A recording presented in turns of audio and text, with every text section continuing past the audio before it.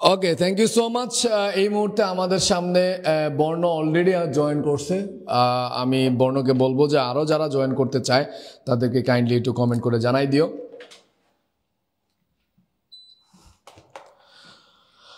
ওকে, অসংখ্য অসংখ্য ধন্যবাদ। হ্যাঁ, আমরা আজকের ক্লাসটা এখান থেকে শুরু করতে চাই চলতরিতের। তোমরা জানো যে এমসিকিউ আর সিকিউ দুইটা সম্পূর্ণ আলাদা একটা জিনিস। এমসিকিউতে খুব ছোট ছোট ডিটেলসের দরকার পড়ে, সিকিউর জন্য খুব ছোট ডিটেলস না এলে তোমার ম্যাথ করা এবিলিটিটা ডিপেন্ড করে। সো এমসিকিউ পারতে গেলে তোমার ছোট ডিটেলসগুলোর প্রতি নজর দিতে হবে। সো আমরা একদম কম্প্যাক্ট একটা জিনিস নিয়ে হাজির হইতেছে, যেটা হচ্ছে যাতে তোমাদের এমসিকিউ যতগুলা প্রবলেম আছে এগুলো নিয়ে তোমরা আলোচনা করতে পারো। যত টাইপের এমসিকিউ আছে সবগুলা টাইপের এমসিকিউ যাতে আমরা কনসেপ্ট অনুসারে আগে যেতে পারি। সো যারা এই মুহূর্তে কানেক্টেড আছেন কাইন্ডলি যেটা করবেন এটা হচ্ছে আপনারা কমেন্ট করে উত্তর দেওয়ার চেষ্টা করবেন। আমার মনে হয় যে আপনারা এই সম্পর্কে জানেন। এই মুহূর্তে আপনারা ডিসপ্লেতে একটা প্রশ্ন দেখতে পাইতেছেন। প্রশ্নটা হচ্ছে নিচের কোনটি চার্জ প্রবাহের হারের একক? চার্জ প্রবাহের হার। হ্যাঁ, আপনারা কমেন্টে যুক্ত হইয়া মেসেজ করতে করতে আমার মনে হয় আমি আপনাদের কিছু আলোচনা করতে পারবো, ওই জিনিসগুলো আলোচনা করার চেষ্টা করি। প্রথমত চলতরিৎ যে ব্যাপারটা আছে, দেখবা কারেন্ট, আমরা তড়িৎ নিয়ে এখানে আলোচনা করবো যে এই যে চলতরিৎ জায়গাটাতে কোন কোন ভৌত রাশি নিয়ে আলোচনা করে। তুমি দেখবা এই চলতরিতের জায়গাটাতে আলোচনা করবে যে বিষয়গুলো নিয়ে, এটা হচ্ছে আলোচনা যে বিষয়বস্তুটা থাকবে এখানে।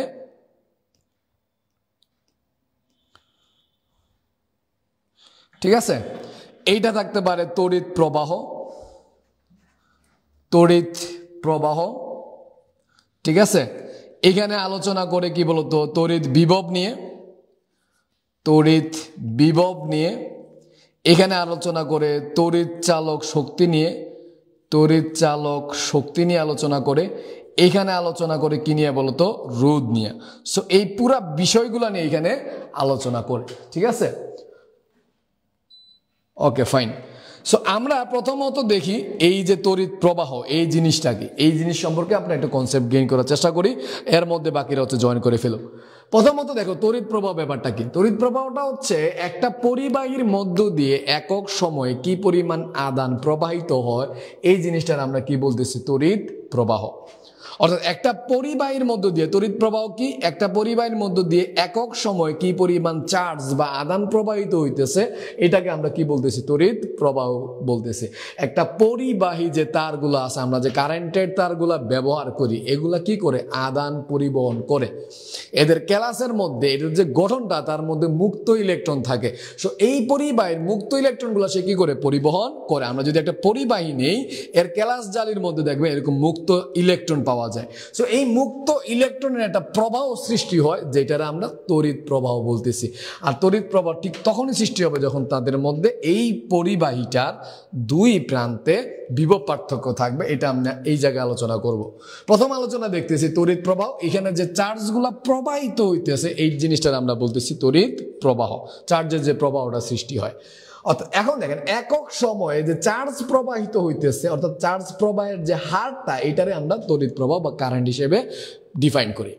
না, এইটা যেহেতু আদানের প্রবাহটা, আদান যে প্রবাহিত হইতেছে এটা নির্ণয় করে, অর্থাৎ প্রবাহের হারটারে নির্ণয় করে। সো আদান নিশ্চয়ই একটা বেগ নিয়ে নির্গত হয়।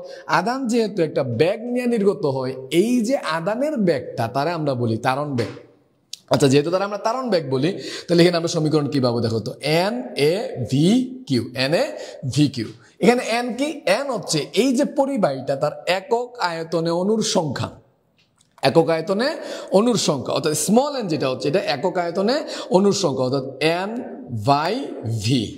ব্যাপারটা যদি না বুঝো, আমি আপনাদের বললাম যে এই যে পরিবাহীটা আছে তার 3 মিটার কিউবের মধ্যে 1 মিলিয়ন ইলেকট্রন আছে, 1 মিলিয়ন ইলেকট্রন আছে। সো যেহেতু 3 মিটার কিউবের মধ্যে 1 মিলিয়ন ইলেকট্রন আছে, তাহলে দেখো 1 মিটার কিউবের মধ্যে কি পরিমাণ ইলেকট্রন আছে, এটাই আমরা কি বলতেছি বলতো আদান ঘনত্ব বা একক আয়তনে ইলেকট্রনের পরিমাণ। এ তাহলে কি দাঁড়াইলো, এ হচ্ছে এখানে ক্ষেত্রফল, এই পরিবাহীটার এরিয়া ক্ষেত্রফল। ভি, ভি কি দাঁড়াইলো ব্যাগ, এই যে ইলেকট্রন গুলা কোন ব্যাগে প্রবাহিত হইতেছে এটার আমরা ভি বলতেছি। আচ্ছা, কিউ, কিউ জিনিসটা কি, এখানে হচ্ছে চার্জ, কি পরিমাণ চার্জ, ইলেকট্রন যে প্রবাহিত হইতেছে ইলেকট্রনের চার্জটা, এটা হচ্ছে আমরা এখানে কি পাইলাম কিউ। আচ্ছা, ইলেকট্রনের চার্জের মান কত? আমরা জানি যে ইলেকট্রনটা প্রবাহিত হয় তার চার্জের মান হচ্ছে 1.6 10⁻19। আশা করি এর মধ্যে আপনার ধারণা আছে। নাও আমরা আলোচনা করি এখানে তড়িৎ বিভব নিয়ে। আচ্ছা, এটা আসলে পার্সোনালে চলে গেছে, আমি আসলে পেজ থেকে দিতে চাইছিলাম, বাট সামহাও এটা আইডি থেকে হয়ে গেছে, বাট হয়ে গেছে তো হয়ে গেছে, শুরু করি। আচ্ছা ফাইন, আমরা হচ্ছে তড়িৎ বিভব নিয়ে আলোচনা করি। তড়িৎ বিভব কি? তড়িৎ বিভব হচ্ছে, ধরো এই যে পরিবাহীটার এ এবং বি প্রান্ত, এবং এ এবং বি প্রান্তের মধ্যে এই যে আদানটা আমি নিয়ে যাব, আমার কিন্তু আদানটা কাজ করবে, এই যে কাজ করবে এটা হচ্ছে দুই বিন্দুর বিভবের পার্থক্য। এইখানে যে তড়িৎ প্রবাহের ফলে যে ইলেকট্রন গুলা থাকবে তার চারদিকে একটা অঞ্চল ক্রিয়েট হবে, চারদিকে একটা অঞ্চল ক্রিয়েট হবে।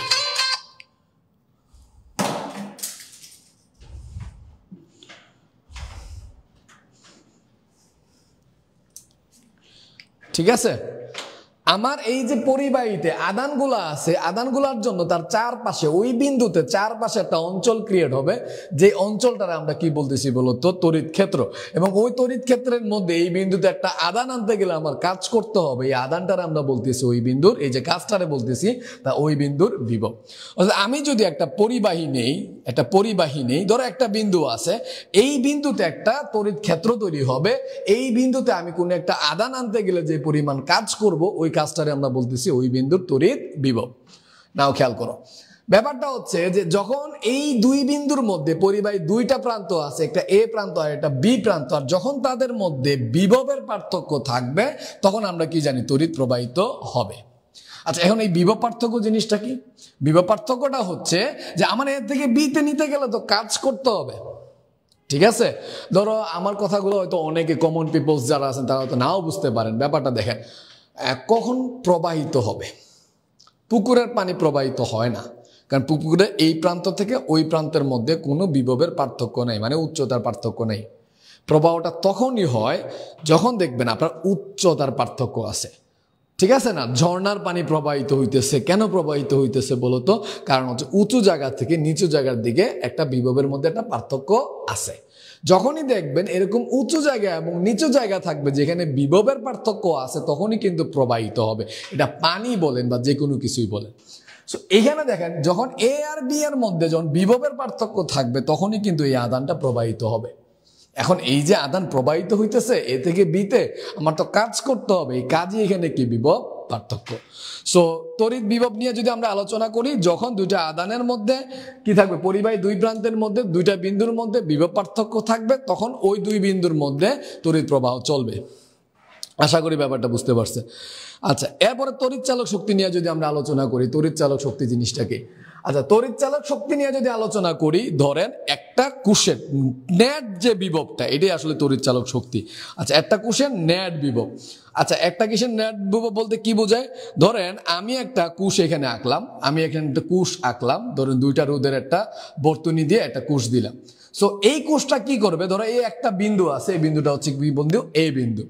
এই এ বিন্দু থেকে 1 কুলম আদান রে সম্পূর্ণ বর্তনী এবং কোষ সহ সম্পূর্ণ বর্তনী ঘুরাইয়া আবার যদি এ বিন্দুতে নিয়ে আসে, তাহলে যে পরিমাণ কাজ করছে এটার আমরা বলি এই কোষের কোষ বিভব। অর্থাৎ এই কোষটা সম্পূর্ণ বর্তনী ঘুরাই নিয়ে আসতে পারে। এস এ এক্সাম্পল, ধরেন এটা কোষ বিভব হচ্ছে 10 ভোল্ট। এটা কি বুঝাবে? এইটা বুঝাবে যে 1 কুলম আদান রে সম্পূর্ণ বর্তনী ঘুরাই নিয়ে আসতে সে 10 জুল কাজ করে। 1 কুলম আদান যদি আমি এ বিন্দু থেকে সম্পূর্ণ বর্তনী ঘুরাইয়া আবার ওই এ বিন্দুতে আনবো, তাহলে কতটুকু কাজ করছে? 10 জুল কাজ করছে। এটাই হচ্ছে আমার 10 ভোল্ট, এই কোষের তড়িৎ চালক শক্তি বা কোষ বিভব। তো আশা করি ব্যাপারটা বুঝছেন। তড়িৎ চালক শক্তি আর বিভব পার্থক্যের মধ্যে পার্থক্য কি? তড়িৎ চালক শক্তি হচ্ছে সম্পূর্ণ বর্তনী ঘুরাই নিয়ে আসবে, আর যখন বিভব পার্থক্য বলবো তখন একটা পরিবাহীর বা একটা বর্তনী একটা বিন্দু থেকে আরেকটা বিন্দু। তো এই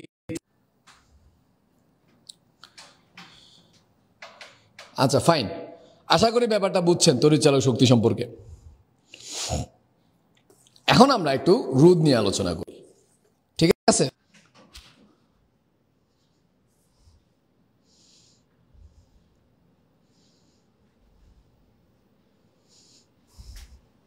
এরোপ্লেন মোড অন হয়, পুরো কল চলে আসে।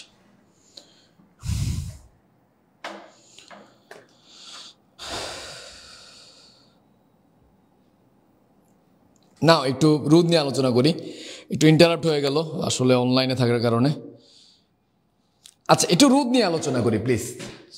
রুট নিয়ে যদি আলোচনা করি, রুটটা হচ্ছে ধরো এই যে একটা পরিবাহী আছে, এই পরিবাহীর একটা প্রান্ত থেকে কিন্তু আমার আরেকটা প্রান্তে রুটটারে এই কারেন্টটারে নিয়ে যাইতে হবে। তাহলে দেখেন এই যে কারেন্টটারে আমি একটা প্রান্ত থেকে আরেকটা প্রান্তে নিয়ে যাবে, এখানে কিন্তু সেটা বাধার সম্মুখীন হবে। এই যে বাধার সম্মুখীন হইতেছে এটার আমরা কি বলতেছি? রুট। পরিবাহীর যে ধর্মের জন্য পরিবাহীর এক বিন্দু থেকে আরেক বিন্দুতে যাইতে সে বাধার সম্মুখীন হয়, ওই ধর্মটার আমরা কি বলতেছি? রুট বলতেছি। আশা করি ব্যাপারটা বুঝছেন। সো আমরা তাহলে কয়টা জিনিস পাইলাম বেসিক টার্ম হিসেবে? চারটা: তড়িৎ প্রবাহ, তড়িৎ বিভব, তড়িৎ চালক শক্তি, রোধ। তড়িৎ প্রবাহ হচ্ছে একটা পরিবাহীর মধ্যে যে আদান প্রবাহিত হয়, ওই আদান প্রবাহের হারটারে আমরা তড়িৎ প্রবাহ বলি। তড়িৎ বিভব কি? একটা বর্তনীর যে কোনো একটা বিন্দুতে আমি আদানটা নিয়ে আসতে গেলে, অসীম থেকে নিয়ে আসব, তখন যে কাজ করবে এটা ওই বিন্দুর তড়িৎ বিভব বলবো। আর যখন একটা পরিবাহীর দুই প্রান্তের মধ্যে তড়িৎ বিভব পার্থক্য থাকবে, অর্থাৎ এ আর বি এর মধ্যে পার্থক্য থাকবে বিভবের, তখন এখানে আদান প্রবাহিত হবে। আদান সব সময় উচ্চ বিভব থেকে নিম্ন বিভবের দিকে প্রবাহিত হয়। আশা করি ব্যাপারটা বুঝছেন। তড়িৎ চালক শক্তি হচ্ছে কি? আমি কোষ সহ পুরা বর্তনীরে ঘুরাই নিয়ে আসবো। 1 কুলম আধান নিলাম, কোষ সহ পুরা বর্তনী ঘুরাই নিয়ে আসলাম, আমার যে কাজটা হবে ওইটাই হচ্ছে আমার তড়িৎ চালক শক্তি। রোধ। রোধ হচ্ছে এই দুইটা, ধরেন একটা পরিবাহীর এক প্রান্ত থেকে আরেক প্রান্তে যাইতে গেলে আমি যে বাধার সম্মুখীনটা হই, অর্থাৎ পরিবাহীর যে ধর্মের জন্য এই প্রবাহটা বাধাপ্রাপ্ত হয়, ওই ধর্মটার আমরা কি বলতেছি? রোধ বলতেছি। আশা করি ব্যাপারটা বুঝছেন। সো এখানে আমরা একটু বেসিক আলোচনা করছি, এখন আমরা একটু এখানে যাই, আনসার করা শুরু করি। আমার মনে হয় যে অনেকেই চলে আসেন আমাদের। নিলয় অলরেডি কমেন্ট করছে 1-এর ক, প্রীতিলা কমেন্ট করছে গ। আচ্ছা এখানে দেখি চার্জ প্রবাহের হার। চার্জ প্রবাহের যে হার ভাই, এটারে আসলে তড়িৎ প্রবাহ বলে। আর তড়িৎ প্রবাহের একক হচ্ছে অ্যাম্পিয়ার। তড়িৎ প্রবাহের একক হচ্ছে অ্যাম্পিয়ার। কুলম কার একক? কুলম হচ্ছে চার্জের একক। কুলম হচ্ছে চার্জের একক। ভোল্ট কার একক? ভোল্ট কার হচ্ছে বিভবের একক। অ্যাম্পিয়ার কার একক? অ্যাম্পিয়ার হচ্ছে প্রবাহের একক। সিমেন্স কার একক? এটা হচ্ছে পরিবাহিতার একক। পরিবাহিতা, ঠিক আছে? এটা হচ্ছে পরিবাহিতার একক। পরিবাহিতা। আশা করি ব্যাপারটা বুঝছেন। সো আমার এখানে যে চারটা এককই দিল, চারটাই তো কারণ না কারণ একক হবে, তাই না? যেমন এটা কুলম চার্জের একক, ভোল্ট হচ্ছে বিভবের একক, অ্যাম্পিয়ার হচ্ছে প্রবাহের একক, সিমেন্স হচ্ছে কি বলতো? পরিবাহিতার একক। সো এই চারটা একক দেওয়া আছে। আমার চার্জ প্রবাহের হার, নট চার্জের হার, আমার চার্জের প্রবাহের হার। আর চার্জের প্রবাহটাকে আমরা কিন্তু তড়িৎ প্রবাহ বলি। দেখেন একটা বেসিক একটা জিনিস অনেকে ভুল করে ফেলতেছেন, আমরা আসলে সংজ্ঞাটা জানি না, এটা হচ্ছে মূল প্রবলেম। আমরা চার্জ দেখে হয়তো অনেকে কুলম দেখাই ফেলছি, কিন্তু আসলে চার্জের প্রবাহের হার বলছে। আর এই যে চার্জের প্রবাহের হার, এটার আমরা তড়িৎ প্রবাহ বলি, যেটার একক হচ্ছে অ্যাম্পিয়ার। সো এইটার উত্তরটা হচ্ছে গ। তো যারা গ উত্তর দিচ্ছেন, বিশেষ করে প্রতীক, প্রীতিলা, নিলয়, তাদের উত্তরগুলো সঠিক। আমরা 2 নম্বরটা উত্তর করার চেষ্টা করব। তড়িৎ চালক শক্তির একক কোনটা?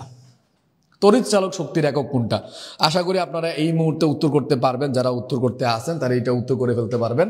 তড়িৎ চালক শক্তির একক হলো নিচের কোনটা? কোনটা তড়িৎ চালক শক্তির একক?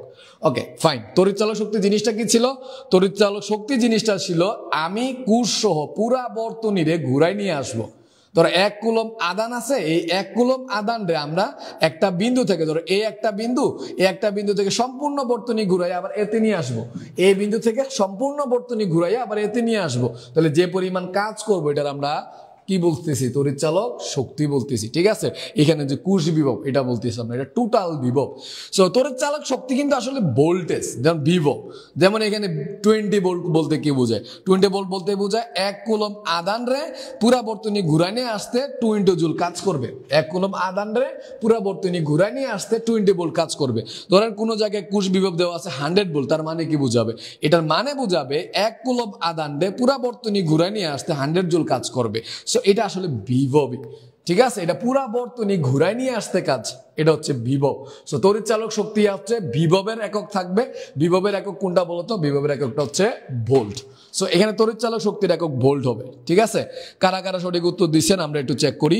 অলরেডি রাশেদুল মাহি সঠিক উত্তর দিচ্ছেন। তারপরে হচ্ছে বর্ণ খ বলছেন, অর্থাৎ বোল্ট বলছেন। মাহি বোল্ট বলছেন, প্রীতিলা বোল্ট বলছেন, প্রতীক বোল্ট, মঙ্গলদীপ বোল্ট, প্রকাশ সিংহা বোল্ট। তার মানে তড়িৎ চালক শক্তির একক হচ্ছে ভোল্ট। ঠিক আছে, আশা করি ব্যাপারটা বুঝছেন। তড়িৎ চালক শক্তি আর বিভবের মধ্যে পার্থক্যটা বুঝিয়েন। কিন্তু বিভব হচ্ছে একটা বর্তনীর, ধরো এ একটা বিন্দু এ একটা বিন্দু হচ্ছে বি, ধরো এ থেকে বি তে গেলে যে কাজটা পাবো ওই কাজটা হচ্ছে এই দুই বিন্দুর বিভব পার্থক্য। ঠিক আছে, ওই দুই বিন্দুর বিভব পার্থক্য। সো এটার একক ভোল্ট, এটা বর্তনী একটা বিন্দু থেকে অপর বিন্দু। আর এই কোষ বিভব যেটা বা তড়িৎ চালক শক্তি যেটা, এটা হচ্ছে পুরা বর্তনী ঘুরাই নিয়ে আসবে। ঠিক আছে, তখন যে কাজটা করবো এটা হচ্ছে তড়িৎ চালক শক্তি। সো এটা বেসিক একটা পার্থক্য আছে, আশা করি ব্যাপারটা বুঝছেন। 3 নাম্বার প্রশ্ন আপনাদের সামনে আছে, এটা হচ্ছে অ্যাম্পিয়ার ঘন্টা কিসের একক? অ্যাম্পিয়ার, ঠিক আছে, ঘন্টা কিসের একক? অ্যাম্পিয়ার ঘন্টা কিসের একক হইতে পারে? অ্যাম্পিয়ার ঘন্টা কিসের একক হইতে পারে? এনিওয়ান? দেখি কে ওটা উত্তর দিতে পারে। অ্যাম্পিয়ার ঘন্টা এটা কিসের একক হইতে পারে? এটা কি সময়ের একক? সময় তো ঘন্টা, ঠিক আছে, অ্যাম্পিয়ার তো আসবে না। এটা কি তড়িৎ শক্তির একক? ঠিক আছে, এটা কি তড়িৎ প্রবাহের একক? না এটা তড়িৎ আদানের একক? কোনটার একক হইতে পারে? দেখে এটা আলোচনা করতে পারেন কিনা। অ্যাম্পিয়ার ঘন্টা কিসের একক হইতে পারে? অ্যাম্পিয়ার ঘন্টা। আমি একটু ওয়েট করব, আমি চাই যে এটা আপনারা উত্তর দেন। অলরেডি আমি উত্তর পাইছি, আমার মনে হয় উত্তর পাইছি। কত নাম্বার উত্তর দিছে একটু জানাবেন। যেমন মাই উত্তর দিছে সি, এটা তড়িৎ প্রবাহের একক। পৃথিলা উত্তর দিছে 4, তড়িৎ আদানের একক। ইফাদ উত্তর দিছে 4, মঙ্গলদ্বীপ উত্তর দিছে 4। ওকে, আপনার 3 জনের 4, একজনের 3। সো কুছ তো গড়বড় হে দয়া, এটা তো পাতা লাগানো জরুরি হে। অ্যাম্পিয়ার ঘন্টা এটা কিন্তু গুণ আকারে আছে। সো ব্যাপারটা দেখেন বস, তড়িৎ প্রবাহের একক কি আছিল? I is equal to Q by T. তাহলে কিউ ইজ ইকুয়াল টু দেখো তো আই টি। আই এর একক হচ্ছে অ্যাম্পিয়ার। আমি যদি একক নিয়ে আলোচনা করি তাহলে আদান একক কুলম্ব, প্রবাহের একক হচ্ছে অ্যাম্পিয়ার, সময়ের একক সেকেন্ড, মিনিট, ঘন্টা, যে কোনোটাই হইতে পারে। এখানে ঘন্টা দেওয়া আছে, 1 ঘন্টা হিসাব করছে। তাহলে ঘন্টা দেখো, অ্যাম্পিয়ার ঘন্টা, অ্যাম্পিয়ার সেকেন্ড, অ্যাম্পিয়ার হচ্ছে তোমার হচ্ছে মিনিট। এই যে এককগুলা তোমার প্রবাহ এবং সময়ের একক, এই দুইটা গুণ করলে আমি কিন্তু চার্জের একক পাই, যেটা হচ্ছে কুলম্ব। সো এটা আসলে তড়িৎ চার্জ মানে আদানের একক। সো যারা 4 নাম্বার উত্তর করছেন আপনাদের উত্তর সঠিক। সো একটু চোখ কান খোলা রাখতে হয়, ব্যাপারটা বুঝছেন? একটু চোখ কান খোলা রাখতে হলে কিন্তু এমসিকিউতে সহজ একটা জিনিসে ভুল হওয়ার সম্ভাবনা বেশি। কথা কি বলছেন? এমসিকিউতে আপনার খুব জটিল, খুব বড় কনসেপ্ট নিয়ে কখনই আলোচনা করবে না, ছোটখাটো কনসেপ্টের মাইর বেস নিয়ে আলোচনা করবে। এই আপনার এই ছোটখাটো কনসেপ্টের মাইর বেসটাই বুঝতে হবে। ঠিক আছে, এই জায়গাটাতে ভুল করা যাবে না, বুঝছেন? আপনি যদি পুরা এ প্লাস নিশ্চিত করতে চান, আপনার কিন্তু 25-এর মধ্যে অন্তত 23-24 পাইতে হবে, তখন এ প্লাস একদম কনফার্মের মতো হয়ে যায়। তখন সিকিউ যদি মোটামুটি ভালো করে পেলেন, এ প্লাস চলে আসে। আর এমসিকিউতে যদি মারা খাওয়া যান, তখন কিন্তু এ প্লাসটাই মারা খাওয়া যাওয়ার অবস্থা চলে আসে। আর এমসিকিউতে আপনাদের দক্ষতা বাড়াইতে হবে, কারণ ইন ফিউচার আপনি যে অ্যাডমিশন টেস্টগুলো দিবেন এটা পুরাটাই কিন্তু এমসিকিউর উপর। ঠিক আছে, 3টা উত্তর করতে পারছেন। 4 নাম্বার, ভোল্ট মিটার একটা উচ্চ রোধ বিশিষ্ট। ভোল্ট মিটার দ্বারা আমরা কি করি আসলে, এটা আপনার জানতে হবে। উচ্চ রোধ বিশিষ্ট কি এটা? এটা কি এমিটার, এটা কি গ্যালভানোমিটার, এটা কি পটেনশিওমিটার, না এটা ট্রান্সফরমার? কোন জিনিসটা হচ্ছে এটা? Volt metre. ভোল্ট মিটার কি করি আমরা? ঠিক আছে, ভোল্ট মিটার দ্বারা আমরা কি করি দেখি, এটা কে কে উত্তর দিতে পারে। ভোল্ট মিটার একটা উচ্চ রোধ বিশিষ্ট কি হইতে পারে? ভোল্ট মিটারটা একটা উচ্চ রোধ বিশিষ্ট কি হইতে পারে? এটা কি এমিটার, এমিটার যেটা প্রবাহ পরিমাপ করে। ঠিক আছে, গ্যালভানোমিটার যেটা সবই পরিমাপ করতে পারি। পটেনশিওমিটার এটা হচ্ছে তড়িৎ চালক শক্তি পরিমাপ করি। আচ্ছা, এরপরে দেখো ট্রান্সফরমার, এটা আমরা কি করতে পারি বলতো? ট্রান্সফরমার মধ্যে কি করি আমরা? উচ্চ বিভব থেকে নিম্ন বিভবে গেলে আমরা কি পরিমাণ বিভব পতন হইলো, ওই পতনের মাধ্যমে আমরা ট্রান্সফর্ম করি বিভবটারে। ঠিক আছে, যেমন আমরা যে কোনো জায়গায় আমরা ধরো একটা লাইন আছে, মূল যে কারেন্টের লাইনটা এটা তো উচ্চ বিভবের, বাসা বাড়িতে তো এত বেশি বিভব আমরা ব্যবহার করি না, তখন আমার হচ্ছে কি মানে কি করতে হয়? বিভবটারে পতন ঘটাইতে হয়। সো বা বিভবটারে কোনো সময় বাড়াইতে হয়। সো এইগুলোর ক্ষেত্রে আমরা ট্রান্সফরমার ব্যবহার করি। ট্রান্সফরমার কিন্তু বিভব পরিমাপক যন্ত্র না, সো এটা বিভব পরিমাপক যন্ত্র হবে না। সো এইটা একটা উচ্চ রোধ বিশিষ্ট গ্যালভানোমিটার, এটা একটা উচ্চ রোধ বিশিষ্ট গ্যালভানোমিটার। সো যারা উত্তর করছেন খ, তাদের সকলে উত্তর সঠিক। ইফাত জান, প্রীতিলা, মাহি, ঈশা, বর্ণ, প্রতীক, ইমরান সবাই উত্তর দিছে খ। সো ভোল্ট মিটার একটা উচ্চ রোধ বিশিষ্ট গ্যালভানোমিটার। ভোল্ট মিটার দিয়ে কি করি? বিভব, ভোল্ট হিসাব করি অর্থাৎ বিভব হিসাব করি। ঠিক আছে, এমিটার দ্বারা অ্যাম্পিয়ার, ঠিক আছে, মানে প্রবাহ পরিমাপ করি। এই জায়গাগুলো বুঝবেন। 5 নাম্বার, তাপমাত্রার সাথে পরিবাহকে রোদের পরিবর্তন নিচের কোন লেখচিত্রটি নির্দেশ করে? তাপমাত্রার সাথে রোদের পরিবর্তন। নাও আসেন এইখানে আমার মনে একটু কনসেপচুয়াল জায়গা আলোচনা করার দরকার আছে। তাপমাত্রার উপর রোদ কি নির্ভর করে? আমার প্রশ্নের উত্তর হচ্ছে তাপমাত্রার উপর, মানে রোদ হচ্ছে তাপমাত্রার উপর নির্ভর করে। কেমন নির্ভর করে? তাপমাত্রা বাড়াইলে দেখবেন ইলেকট্রনের গতি বাড়বে, ফলে তাদের মধ্যে সংঘর্ষ বাড়বে, আর সংঘর্ষ বাড়লে কি হয়ে যাবে আমাদের বলেন তো? সংঘর্ষ বাড়লে প্রবাহটা বাধাপ্রাপ্ত হবে। কথা কি বুঝছেন? সো তাপমাত্রা বাড়াইলে আমরা দেখছি যে পদার্থের অণুগুলোর মধ্যে গতি বাড়ে, পরমাণু অণুগুলোর মধ্যে গতি বাড়লে তত বেশি সংঘর্ষ বাড়বে, ফলে ইলেকট্রনের প্রবাহটা কি হয়ে যাবে? বাধাপ্রাপ্ত হয়ে যাবে। তো তাপমাত্রা বৃদ্ধির সাথে রোদ কি হয় বলতো? তাপমাত্রা যত বাড়াবা রোদ তত বাড়বে। তো তাপমাত্রার সাথে রোদ কিন্তু সম্পর্ক নির্ভর করে। এখানে কোন লেখচিত্রটা তাপমাত্রার সাথে রোদটা নির্ভর করবে? ঠিক আছে, সো এখানে হচ্ছে এটা নির্ভর করতেছে নাকি এইটা সমান, কোনো পরিবর্তন হয় না, এটা কমে না বাড়ে? ডেফিনেটলি বাড়বে, ডেফিনেটলি বাড়বে। কিন্তু রোদ আর তাপমাত্রা কিন্তু সমানুপাতিক হারে বাড়ে না। যেহেতু সমানুপাতিক হারে বাড়ে না, অর্থাৎ 0 ডিগ্রিতে রোদ কিন্তু কি হয় না? শূন্য হয় না। 0 ডিগ্রি তাপমাত্রায় যে কোনো পরিবারে এটা কি থাকবে? রোদ থাকবে। সো এটা কিন্তু মূল বিন্দু থেকে শুরু হবে না, এটা যে বিন্দু থেকে শুরু হবে এটা হচ্ছে অবশ্যই 0 ডিগ্রিতে তার একটা রোদ থাকবে। সো এইটার অপশনটা সি হইতে পারে। ঠিক আছে, বি কি হইতে পারে না? বি হওয়ার কোনো সম্ভাবনা নেই। বিটা কি নির্দেশ করছে? দেখেন খটা নির্দেশ করছে তাপমাত্রার সাথে রোদের পরিবর্তন হয় না। তাপমাত্রা বাড়াও কিন্তু রোদ কিন্তু বৃদ্ধি পায় না। যেহেতু তাপমাত্রার সাথে রোদের পরিবর্তন হয় না, এটা কিন্তু খ নাম্বারটা আলোচনা করতেছি, কিন্তু আমরা জানি তাপমাত্রা বাড়াইলে রোদটা বাড়ে, বৃদ্ধি পায়। আচ্ছা, এখানে কি বুঝাইছে? এখানে বুঝাইছে যে তাপমাত্রা বাড়াইলে দেখো রোদটা কমে যাচ্ছে। তাপমাত্রা বাড়াইলে কিন্তু রোদ কমে না, তাপমাত্রা বাড়াইলে রোদ বাড়ে। সো আইদার আমার কো হবে নাইলে কি হবে? গো হবে। কো হবে না, তার কারণ হচ্ছে 0 ডিগ্রিতে রোদ শূন্য হয় না। গো হবে, কেন হবে? তাই 0 ডিগ্রিতে কি হয় বলতো? রোদ থাকে। যেহেতু রোদ শূন্য না, তার একটা ভ্যালু থাকবে, এটা ওয়াই অক্ষের ছেদবিন্দুগামী রেখা হবে, যেহেতু ওয়াই এর একটা ভ্যালু আছে। সো এটা উত্তরটা হচ্ছে গ। না আমি এখন আপনাদের উত্তরটা দেখবো কারা কারা সঠিক উত্তর দিচ্ছেন। আমি এখানে গ উত্তরটা পাইছি 5-এর ইফাত থেকে শুরু হয়েছে। ইফাত গ উত্তর দিছে, প্রতীক খ উত্তর দিছে, এটা হবে না ভাইয়া, কারেকশন করে নিবা। তারপর হচ্ছে প্রীতিলা গ উত্তর দিছে সঠিক, তানিশা গ উত্তর দিছে সঠিক, ঈশারানী গ উত্তর দিছে সঠিক, প্রতীক চক্রবর্তী গ উত্তর দিছে। আপনাদের সকল উত্তর গ হচ্ছে সঠিক। কেন সঠিক বিশ্লেষণ করছো আশা করি মনে থাকবে। কি বলছি বলতো? তাপমাত্রার উপর রোদ কি করে? রোদ হচ্ছে তাপমাত্রার উপর নির্ভর করে। তাপমাত্রা বৃদ্ধি করলে রোদ বৃদ্ধি পায়, রোদ বৃদ্ধি পায়। কথা কি বুঝছো? আশা করি কনসেপ্টটা জানেন। এখন তাপমাত্রা বাড়ালে যে রোদ বাড়ে, এই জায়গায় সূত্রটা মনে আছে? সূত্রটা হচ্ছে R theta is equal to R not 1 plus alpha theta. অর্থাৎ ধরো আমি 0 ডিগ্রি রোদ জানি, আর নট যেটা, এটা 0 ডিগ্রি রোদ। 0 ডিগ্রিতে আমি রোদ জানি, ধরো একটা পরিবাহী 0 ডিগ্রিতে রোদ হচ্ছে 10 ওহম। এই পরিবাহীটা 20 ডিগ্রি সেলসিয়াসে রোদ কত হবে? 0 ডিগ্রিতে তো আমরা রোদ জানি, 20 ডিগ্রিতে গেলে আমার রোদ কত হবে? তো আমরা এই সূত্র দিয়ে বাড়ি করতে পারবো, যে কোনো তাপমাত্রায় আমরা রোদ বাড়ি করতে পারবো। R theta equal to R not 1 plus alpha theta. Theta হচ্ছে নির্ণয় তাপমাত্রা, কত ডিগ্রি বাড়াইছে 0 ডিগ্রি থেকে, 30 ডিগ্রি, 40 ডিগ্রি নাকি 50 ডিগ্রি। আলফা কি?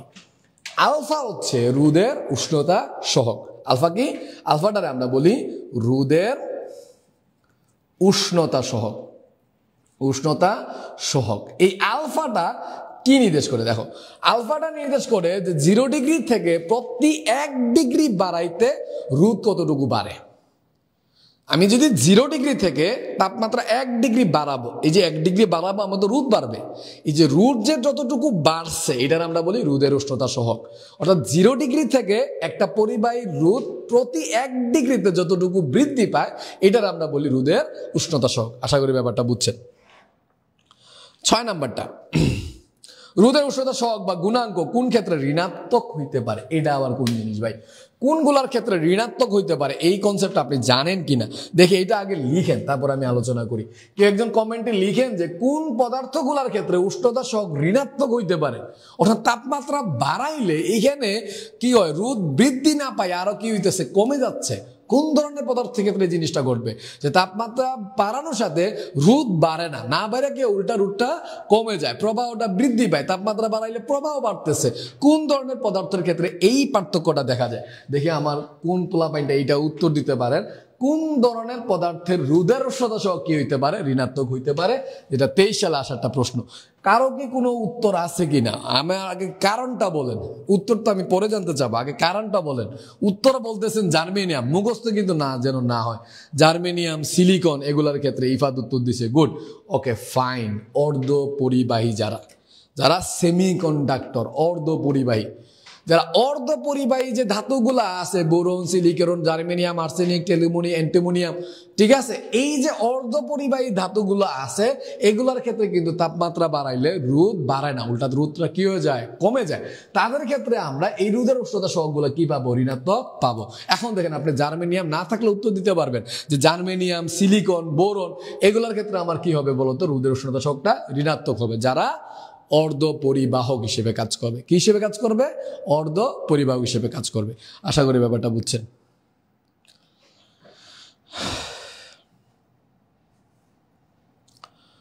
নাও সিলিকন, জার্মেনিয়াম যেহেতু অর্ধ পরিবাহী, তো তারা হচ্ছে কি করবে বলতো? রোধের উষ্ণতা সহগটা এগুলো ঋণাত্মক হবে। সো আমার মনে হয় এটার উত্তরও তাইলে পারবেন, এটাও মনে একটু জাস্ট আগের কনসেপ্টে একটু প্র্যাকটিস করেন। নিম্নে কোন পদার্থটির রোধের উষ্ণতা সহগের মান ঋণাত্মক হবে? নিচের কোন পদার্থগুলোর ক্ষেত্রে রোধের উষ্ণতা সহগটা ঋণাত্মক হবে? দেখি কেউ উত্তর করতে পারে। কার ক্ষেত্রে এই রোধের উষ্ণতা সহগটা ঋণাত্মক হবে? তামার ক্ষেত্রে, পিতলের ক্ষেত্রে, অ্যালুমিনিয়াম নাকি সিলিকন? আমার মনে হয় এটা উত্তরটা জানেন আপনারা। দেখি কে উত্তরটা দিতে পারে। কোন পদার্থটির রোধের উষ্ণতা সহগটা ঋণাত্মক হবে? এটা তামা, পিতল, অ্যালুমিনিয়াম নাকি সিলিকন? কে উত্তর দিতে পারে? ডি, মিথিলেশ ডি উত্তর দিছে। তারপরে হচ্ছে Prithila D, Ifat D, Tanisha D. Okay fine, আসলে ডি, সিলিকন। ঠিক আছে না? এটা সিলিকন। সিলিকন হচ্ছে অর্ধ পরিবাহী। সিলিকন, জার্মেনিয়াম এগুলা অর্ধ পরিবাহী। যেহেতু অর্ধ পরিবাহী, তার রোধের উষ্ণতা সহগের মান কি হবে? ঋণাত্মক। দেখো 15 সালে আসছে, এটা ঘুরে আবার 23 সালে আসছে। তার মানে এই এমসিকিউ গুলা কিন্তু ইম্পর্টেন্ট আছে, সো এটা মনে রাখবেন। তারপর 8 নাম্বারটা দেখি। 8 নাম্বারটা দেখেন, একটি তারের 50 ডিগ্রিতে রোধ দেওয়া আছে, 100 ডিগ্রিতে রোধ দেওয়া আছে, 0 ডিগ্রিতে রোধ বের করতে হবে। অর্থাৎ তাপমাত্রার উপর রোধের নির্ভরশীলতা থেকে প্রশ্ন। আমার দেখো এখানে 50 ডিগ্রি সেলসিয়াসে রোধ দেওয়া আছে 5 ওহম, ঠিক আছে। 100 ডিগ্রি সেলসিয়াসে রোধ দেওয়া আছে কত? 6 ওহম। আমার 0 ডিগ্রি সেলসিয়াসে রোধটা বের করতে বলছে। যেহেতু আমি 50 ডিগ্রিতে আর 100 ডিগ্রিতে রোধ জানি, আমার মনে হয় এই দুইটা ব্যবহার করে 0 ডিগ্রি রোধ বের করা সম্ভব হইতে পারে। সো যেই দুইটা মান অলরেডি জানি, অন্তত এইটা নিয়ে আলোচনা করা শুরু করি। ধরো 50 ডিগ্রিতে রোধ নিয়ে আমরা আলোচনা করব। তো 50 ডিগ্রিতে রোধের সমীকরণ করো। 50 ডিগ্রিতে রোধ ইকুয়াল টু কি হবে বলতো? আর নট, যেটা 0 ডিগ্রির রোধ, এটা কি হবে? 1 প্লাস আলফা থিটা। থিটা কত বলতো? 50। R theta equal to R not 1 plus alpha theta. এখানে আলফার মানও জানি না, আর নটের মানও জানি না। আমার মনে হয় আলফা বাইর করা যাবে, পসিবল হবে আলফা বাইর করা। কেমনে? আমরা 50 ডিগ্রির রোধ জানি, আবার 100 ডিগ্রির রোধও কিন্তু জানি। দেখো 100 ডিগ্রির রোধ জানি, আর 100 equal to R not 1 plus কি দাঁড়ায় বলতো? আলফা ইন্টু 100 ডিগ্রিতে রোধ জানি। তাহলে থিটা কত বলতো? এখানে 100 ডিগ্রি রোধ জানি আর 50 ডিগ্রি রোধ জানি, ঠিক আছে। এখন কি করা যায় বলুন তো? আমার মনে হয় আপনারা দেখেই বুঝতেছেন, আমি যদি এটা অনুপাত করি দুইটা সমীকরণ, আর নটটা কাটা যাবে, তাই না? আর নটটা কাটা যাবে, পরে শুধুমাত্র আলফা থাকবে, আলফা বের করা যাবে এখান থেকে। সো আমরা এই কাজটা করি, দুইটা সমীকরণ ভাগ করি। অতএব আর 100 ভাগ কত? আর 50। আমরা দুইটা ভাগ করলাম, আর নট কাটা যাবে, কি হবে? 1 প্লাস আলফা ইন্টু 50। এটা কি হবে বলতো? 1 প্লাস আলফা ইন্টু 100, ঠিক আছে। এখান থেকে আলফা বের করে নিতে হবে। সো আমরা কাজ করি, আর 100 বাই আর 50টা কত? এটা 100 হচ্ছে 6, আর আর 50 কত? 5, ঠিক আছে। 1 প্লাস 50 আলফা, 1 প্লাস কি বলতো? 100 আলফা। আর গুণ করেন, 6 প্লাস 600 আলফা। এটা কত হবে বলতো? 5 প্লাস 250, 250 আলফা। আর গুণ করলাম, ঠিক আছে। আর গুণ করে নিলাম আমরা। নাও কি করা যায় বলতো? আলফা বিয়োগ করা যাবে। 600 থেকে 250 গেলে আমরা কত পাবো? 600 থেকে 250 বাদ দিয়ে দাও।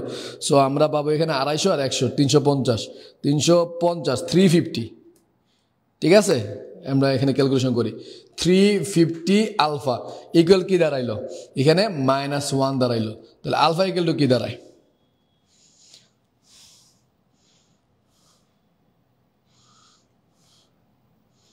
-1 বাই 350, ঠিক আছে তো না? 100 ওহম 100 ডিগ্রিতে তো হচ্ছে রোধ হচ্ছে 6, 50 তে রুট হচ্ছে কত 5, সো এটা 50, এটা হচ্ছে 100, 6 প্লাস 600 আলফা, এখানে কি হবে 5 প্লাস 5 5 25 250, এখানে হচ্ছে 600 থেকে 250 বিয়োগ করলাম, 600 থেকে 250 বিয়োগ করলে আমরা কত পাইলাম 350। ওকে ফাইন, 5 থেকে 6 বাদ যাবে, -1 থাকবে, আলফা ইজিক্যাল টু কত আসে দেখেন। সো এই মানটা কত পাই দেখেন, আলফার মান যদি বসাই তাহলে কিন্তু উত্তর পাওয়া যাব, ঠিক আছে। তো 1 ভাগ কত বলো তো 350, পাইলাম কত আমরা এখানে পাইলাম -0.00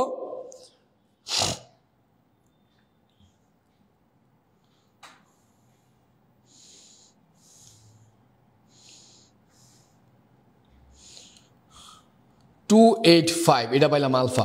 সো আমার আর জিরোতে বাড়ি করতে বলছে, ওকে ফাইন, আমি যদি এখন আলফা জানি আর নট বাই করবো, আলফা মান যে কোনো একটাতে বসাই, 1 হতে পাই, এটা সমীকরণ 1, এটা সমীকরণ আমরা ধরলাম 2, নাও 1 হতে পাই, 1 হতে পাই, 1 হতে কি পাই, আর 50-এর মান কত 50 ডিগ্রিতে রুট হচ্ছে 5, আর নট আমরা বাইর করব 1 প্লাস আলফা ইন্টু থিটা, থিটাও কিন্তু আমরা জানি, সো এখান থেকে আমরা আলফা বাইর করি, দেখি আর নট ইকুয়াল টু তাহলে কি হবে 5 প্লাস 1 প্লাস আলফা থিটা, ঠিক আছে। আর নট ইকুয়াল টু তাহলে কি হইলো 5 রে আমরা ভাগ দিব কত, 5 রে আমরা ভাগ দিব 1 প্লাস আলফা ইন্টু 50 তে, সো দেখি আমরা কি আসে।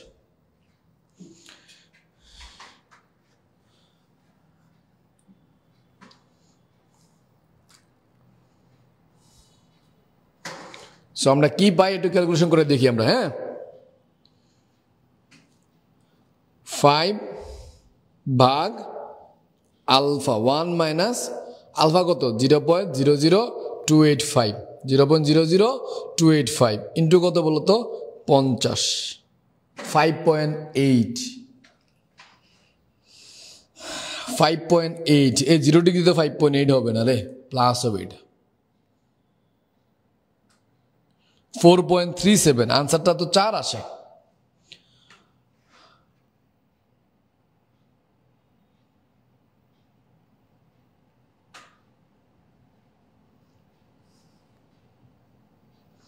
ওকে ফাইন, উত্তরটা কিন্তু 4, 4 পয়েন্ট সামথিং আসে, 4.37 আসে, সো উত্তর কিন্তু 4 আসে। সো আশা করি ব্যাপারটা বুঝছেন। তাহলে এটা কিভাবে করছে এটা আমাদের বলেন, এক্স্যাক্টলি যেহেতু 4.37 দেয় নাই, 4 দেওয়া আছে, তো এই মানটা আমরা নিব, এটা করছে কিভাবে দেখেন, আমার কিন্তু 50 ডিগ্রিতে রোদ আছে, আবার 100 ডিগ্রিতেও আমার রোদ দেওয়া আছে, ঠিক আছে, আমি তারটার 0 ডিগ্রিতে রোদ বের করতাম, 0 ডিগ্রিতে রোদ বের করতে গেলে অন্য একটা তাপমাত্রা রোদ তো আমরা জানি, ঠিক আছে, কিন্তু জানি না হচ্ছে আলফা, তো আলফার প্রতি ফোকাস করতে হবে। আমার দুইটা নোন ভ্যালু আছে, এটা হচ্ছে 50 ডিগ্রিতে রোদ আর এটা হচ্ছে 100 ডিগ্রিতে রোদ। দেখেন আমি তাইলে 50 ডিগ্রিতে একটা রোদের সমীকরণ করছি, আর থিটা মানে আর 50 ডিগ্রিতে করবো R not plus 1 plus alpha into theta, থিটাটা কত 50, 100 ডিগ্রিতে করবো R 100 equal to R not 1 plus alpha into theta কত 100 ডিগ্রিতে আমরা বাইর করবো। ওকে ফাইন, তাহলে এখন আমি দুইটার সমীকরণ যদি ভাগ করি, দেখো আর নট কাটা যাবে, সেক্ষেত্রে একটা আননোন ভ্যালু থাকবে আলফা, এটা আমরা বাইর করতে পারবো। সো আমি কিন্তু এই দুইটা সমীকরণ ভাগ করছি, ভাগ করে আর গুণ করছি, 100 ডিগ্রিতে রোদ হচ্ছে 6, 50 ডিগ্রিতে রোদ হচ্ছে 5, ঠিক আছে, দেন হচ্ছে আমরা আর গুণ করা শুরু করছি, আর গুণ করলে 6 ইন্টু 600, এটা কি হবে 5 ইন্টু 250, ঠিক আছে। এখান থেকে আমরা বিয়োগ করে আলফা বের করলাম, মানে 350 আলফা, এখানে পাইলাম কত আমরা 5 - 1 -1, আলফা হচ্ছে -1 বাই কত 350, এটা পাইলাম আমরা আলফা, ঠিক আছে। এখান থেকে আমরা কি করি 1 হতে পাই, আলফার মানটা যেহেতু বাইর করে ফেলছি, এখানে আর নট বাইর করতে আমার আলফা দরকার ছিল, একটা সমীকরণে দুইটা আননোন তো আর বাইর করা যায় না, বাট একটা যদি নোন হয় একটা যদি আননোন হয়, ওই আননোনটা বাইর করা যাবে। আমি এখন যেহেতু আলফার ভ্যালুটা জানি, সো আলফার ভ্যালু যদি এই জায়গায় বসাই ফেলি, তার মানে হয় আমার আর নটটা বাইর করতে পারবো, ঠিক আছে। আর 15 মানও জানি, আলফার মান যদি বাইর করতে পারি তাহলে আর নট বাইর করা যাবে। সো আমরা আগে আলফা নির্ণয় করছি, এখানে বসাইছি, তারপরে আর নটটা বাইর করছি। সো আশা করি ব্যাপারটা বুঝছেন। সো 8 এর উত্তর কত পাইলাম আমরা, ডি পাইলাম, একটা বড় একটা ম্যাথের পরে, ঠিক আছে। সো এই ধরনের বড় বড় ম্যাথ পাইলে একটু পরেই করেন, এইগুলো ম্যাথ দেখা যায় আপনার অনেক টাইম কনজিউম করে ফেলবে, সো এগুলো একটু প্রবলেমেটিক হয়ে দাঁড়াবে। পরিবাহিতার একক নিচের কোনটা, পরিবাহিতার একক যদিও সিমেন্স, এটা কোনটা হইতে পারে পরিবাহিতার একক, পরিবাহিতা যেন কিসের বিপরীত রাশি, এটা যদি বুঝো তাহলে কিন্তু হয়ে যাবে, ঠিক আছে, পরিবাহিতা কিসের বিপরীত রাশি এটা যদি বুঝেন তাহলে কিন্তু হয়ে যাবে। পরিবাহিতা রোধের বিপরীত রাশি, পরিবাহিতা রোধের বিপরীত রাশি। দেখেন তো এই জিনিসগুলো বুঝতেছেন কিনা। পরিবাহিতা কিন্তু রোধের বিপরীত রাশি, এই জায়গাটা যদি বুঝেন আপনার জন্য এই এককটা মিলানোটা খুবই সহজ। আমি বলতেছি পরিবাহিতার কথা, আর পরিবাহিতা নিয়ে যদি আলোচনা করি, এইটা রোধের বিপরীত রাশি। পরিবাহিতা রোধের বিপরীত রাশি। ফাইন, রোধের এককটা কি হবে? আমরা যেহেতু এখানে ভোল্ট, অ্যাম্পিয়ার এই ধরনের এককগুলো আছে, দেখো ভি ইকুয়াল টু আই আর। বিভবের একক কিন্তু ভোল্ট, ভি দ্বারাই প্রকাশ করি। প্রবাহের একক হচ্ছে অ্যাম্পিয়ার, আর এর একক হচ্ছে কি বলতো ওহম, বাট আমি আর এর এককটাই বাইর করবো। আর ইকুয়াল টু তাহলে কি হবে? ভোল্ট পার অ্যাম্পিয়ার। বা এটা আমরা যদি কাইটা সুন্দর করে লিখতে চাই না, পরে আমি হচ্ছে ইনভার্স দিব। এখন তাইলে আমরা কি লিখতে চাই দেখো, এখন তাইলে আমাদের কি হবে? R equal to V by A, V by A. So R এর এককটা পাইছি ভোল্ট পার অ্যাম্পিয়ার। এখন তাহলে এক কাজ করি, যেহেতু পরিবাহিতা রোধের বিপরীত রাশি, রোধের এই যে ভোল্ট পার অ্যাম্পিয়ার এটা এখানে বসাই দিই, তাহলে কি হয় দেখি। রোধের এককটা এখানে বসান, দেখেন আপনার যেহেতু ভাগাকারে আছে, ভাগাকারে থাকলে এটা কি হয়ে যাবে? গুণ হয়ে যাবে। অ্যাম্পিয়ার যাবে উপরে, ভোল্ট আসবে নিচে, তার মানে অ্যাম্পিয়ার ভোল্ট ইনভার্স 1। সো আশা করি এই জায়গাটা বুঝছেন, এই এককটা হচ্ছে অ্যাম্পিয়ার ভোল্ট ইনভার্স 1। সো আমরা এখন তাহলে একক কোনটা দিব, ঠিক আছে। সো এটা আমরা সলভ করতে গিয়ে দেখলাম 9 এর ক উত্তর দিছে পৃথিলা, দিছে ইফাত, দিছে ইমরান, দিছে তানিশা, তারপরে হচ্ছে প্রতীক, বর্ণ সবাই হচ্ছে এ উত্তর দিছে। তো আপনাদের এ উত্তর যেহেতু দিছেন, এ উত্তরটা সঠিক, ঠিক আছে, অ্যাম্পিয়ার পার ভোল্ট। সো আশা করি কোন একটা একক বাইর করতে গেলে তার মূল সমীকরণগুলো খুঁজে খুঁজে আগাবেন, ঠিক আছে, তাহলে তখন যে এককগুলো বাইর করা সহজ হয়ে যাবে। আমরা জুলের তাপীয় ক্রিয়া নিয়ে এই যে টপিকটা আছে, জুলের তাপীয় ক্রিয়া, এই টপিকটার একটু আলোচনা করার চেষ্টা করব। তোমরা সমাধান করো, আমরা একটু আলোচনা করি। ফাইন, জুলের তাপীয় ক্রিয়া জিনিসটা কি? জুলের তাপীয় ক্রিয়া হচ্ছে তড়িৎ প্রবাহের ফলে তাপ উৎপন্ন হয়। যেমন আমরা ইলেকট্রিক যন্ত্র দেখতে পারি, হিটারের ক্ষেত্রে কি হয় দেখবেন যে আমি তড়িৎ প্রবাহ চালাইছি, এর ফলে কি উৎপন্ন হয়েছে? তাপ উৎপন্ন হয়েছে, এটা দ্বারা আমরা পানি গরম করতেছি। এই যে তড়িৎ প্রবাহের ফলে, কারেন্টের ফলে আমরা যে তাপ উৎপন্ন করলাম, তড়িৎ প্রবাহের ফলে উৎপন্ন তাপ, এটা হবে কি বলতো? উৎপন্ন তাপটা এই যে পরিমাণ তড়িৎ শক্তি ব্যয় হয়েছে ওই শক্তির সমানুপাতিক। ব্যয়িত বিদ্যুৎ শক্তি সমানুপাতিক কি হবে বলতো? উৎপন্ন তাপ। আপনি যে পরিমাণ শক্তি ব্যয় করবেন ওই পরিমাণে তাপ কি হবে বলতো? উৎপন্ন হবে। কথা কি বুঝছেন? সো এরপরে দেখো, আমি যদি এখানে সমানুপাতিক তুলি, সবসময় একটা ধ্রুবক পাবো। এই ধ্রুবকটার আমরা তাপের যান্ত্রিক তুল্যাঙ্ক বলি। কি বলি? তাপের যান্ত্রিক তুল্যাঙ্ক বা তাপের যান্ত্রিক সমতা, এটা বলি। এই যে তাপের যান্ত্রিক তুল্যাঙ্ক বা সমতা, এটা তো কাজ বাই উৎপন্ন তাপ, কাজ বাই উৎপন্ন তাপ। আপনি যে পরিমাণ কাজ করবেন ওই পরিমাণে কি হবে? তাপ উৎপন্ন হবে। এটা তড়িৎ দ্বারা কাজ হইতে পারে, এটা অন্যান্য কাজও হইতে পারে। সো এখানে আপনি যে পরিমাণ কাজ করবেন ওই পরিমাণে তাপ উৎপন্ন হবে। আমি এখানে হাত দুইটা ঘষা দিলে দেখবেন হাত একটু পরে গরম হয়ে গেছে। সো আমি তো কাজ করছি, গতিশক্তি দ্বারা, ঘর্ষণ বল দ্বারা কাজ করছি। আমার এই কাজটা এখানে কি হবে বলতো? উৎপন্ন তাপের সমানুপাতিক হবে। আমি বেশি কাজ করলে বেশি তাপ উৎপন্ন হবে, কম কাজ করলে কম তাপ উৎপন্ন হবে, তারা সমানুপাতিক। এইখানে এই দুটার অনুপাত একটা ধ্রুব সংখ্যা পাইতেছে, এই ধ্রুব সংখ্যাটা আমরা বলতেছি তাপের যান্ত্রিক সমতা বা তাপের যান্ত্রিক তুল্যাঙ্ক। তাহলে তার একক কি হইতেছে? তার একক হইতেছে, একক হবে তাহলে কি? উপরে হচ্ছে কাজ, কাজের একক হচ্ছে জুল, নিচে হচ্ছে তাপ, তাপের হচ্ছে একক হতে পারে কি? ক্যালোরি। তাহলে জুল পার কি দাঁড়াবে বলতো? ক্যালোরি। সো আমার দেখতে হবে জুল পার ক্যালোরি কোনটা, জুল পার ক্যালোরি কোনটা। জুল ক্যালোরি এটা না, কিন্তু জুল পার ক্যালোরি এইটা হচ্ছে উত্তর। সো জুল পার ক্যালোরি হইতে হবে, ঠিক আছে। জুল উপরে, ক্যালোরি কোথায়? নিচে। জুল পার ক্যালোরি হইতে হবে। সো কারা কারা উত্তর দিচ্ছেন? সাজ্জাদ, ওয়ালাইকুম আসসালাম ভাইয়া। 10-এর ইফাত উত্তর দিছে খ, তানিশা উত্তর দিছে খ, প্রীতিলা উত্তর দিছে খ, প্রতীক উত্তর দিছে খ, ইমরান ভাইয়া আপনি উত্তর দিচ্ছেন খ। তার মানে আপনারা তাপের যান্ত্রিক সমতা সম্পর্কে জানেন। ফাইন, আমরা এটা নিয়ে একটু আলোচনা করি।